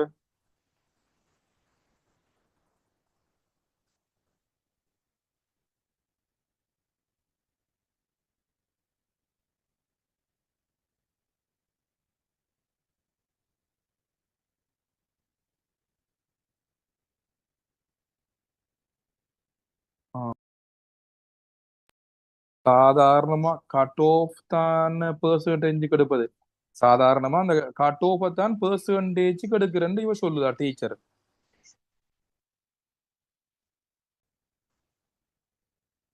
நாங்க இப்படி எடுப்போம். பாடசாலை இடைவிலகலை தவிர்ப்பதற்கு கடந்த 3 வருடத்தில் எடுக்கப்பட்ட நடவடிக்கை. இந்த ஒரு கேள்வியை சொல்லுதாரு. 2023ஆம் ஆண்டு இல்லாட்டி 24 எடுக்கப்பட்ட செயற்பாடாக 5ஆம் ஆண்டு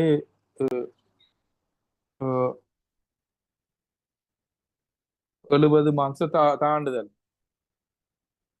அதாவது அதாவது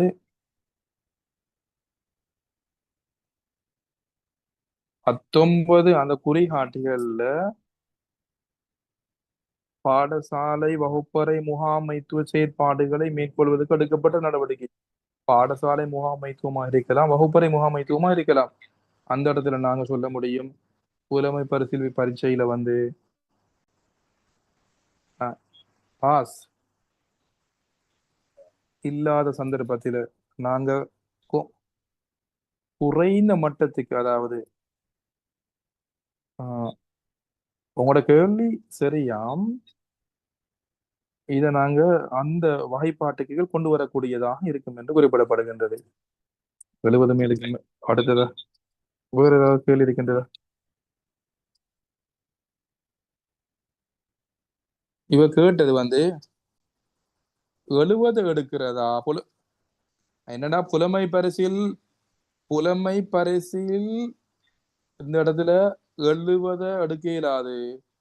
நான் சொல்ல வருவது நாங்கள் எடுப்போம் பாஸ் ஆகின வீதத்தை எடுத்துக்கொண்டு 70 நாங்க இன்னொரு இடத்துல கொண்டு வருவோம்னு சொல்ல வராரு.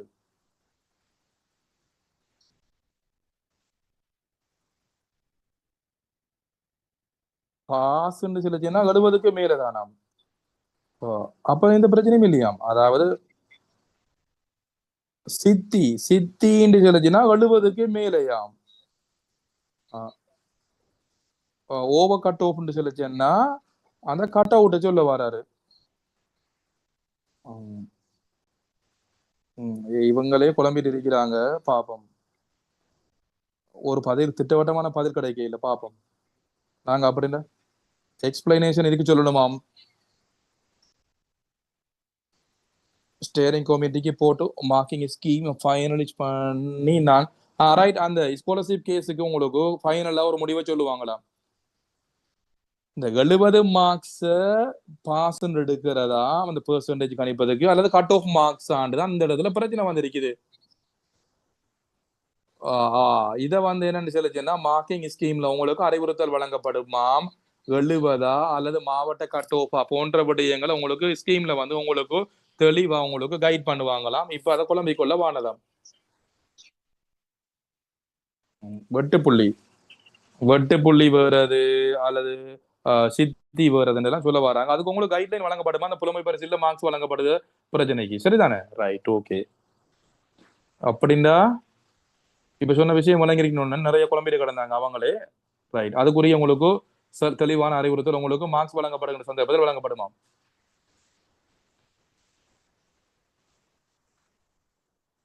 ரைட்.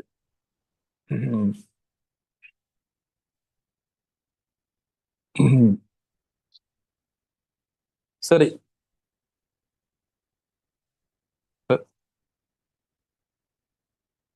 இது இத குரூப்புக்கு ரெக்கார்ட் பண்ணினீங்களா இதான்னு கேக்குறாங்க. அந்த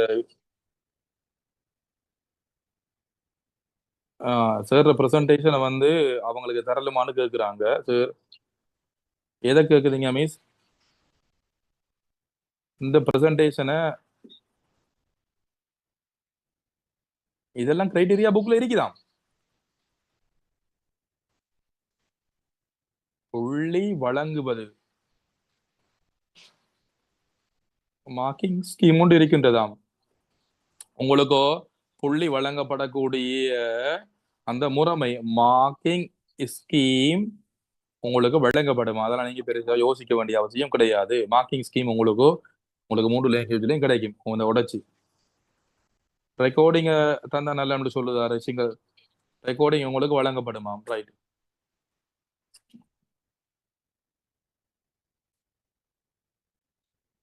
அப்ப முடிப்புமான்னு கேக்குறாங்க. நாளை மிஸ் கதைக்க போறீங்களான்னு கேக்குறாங்க.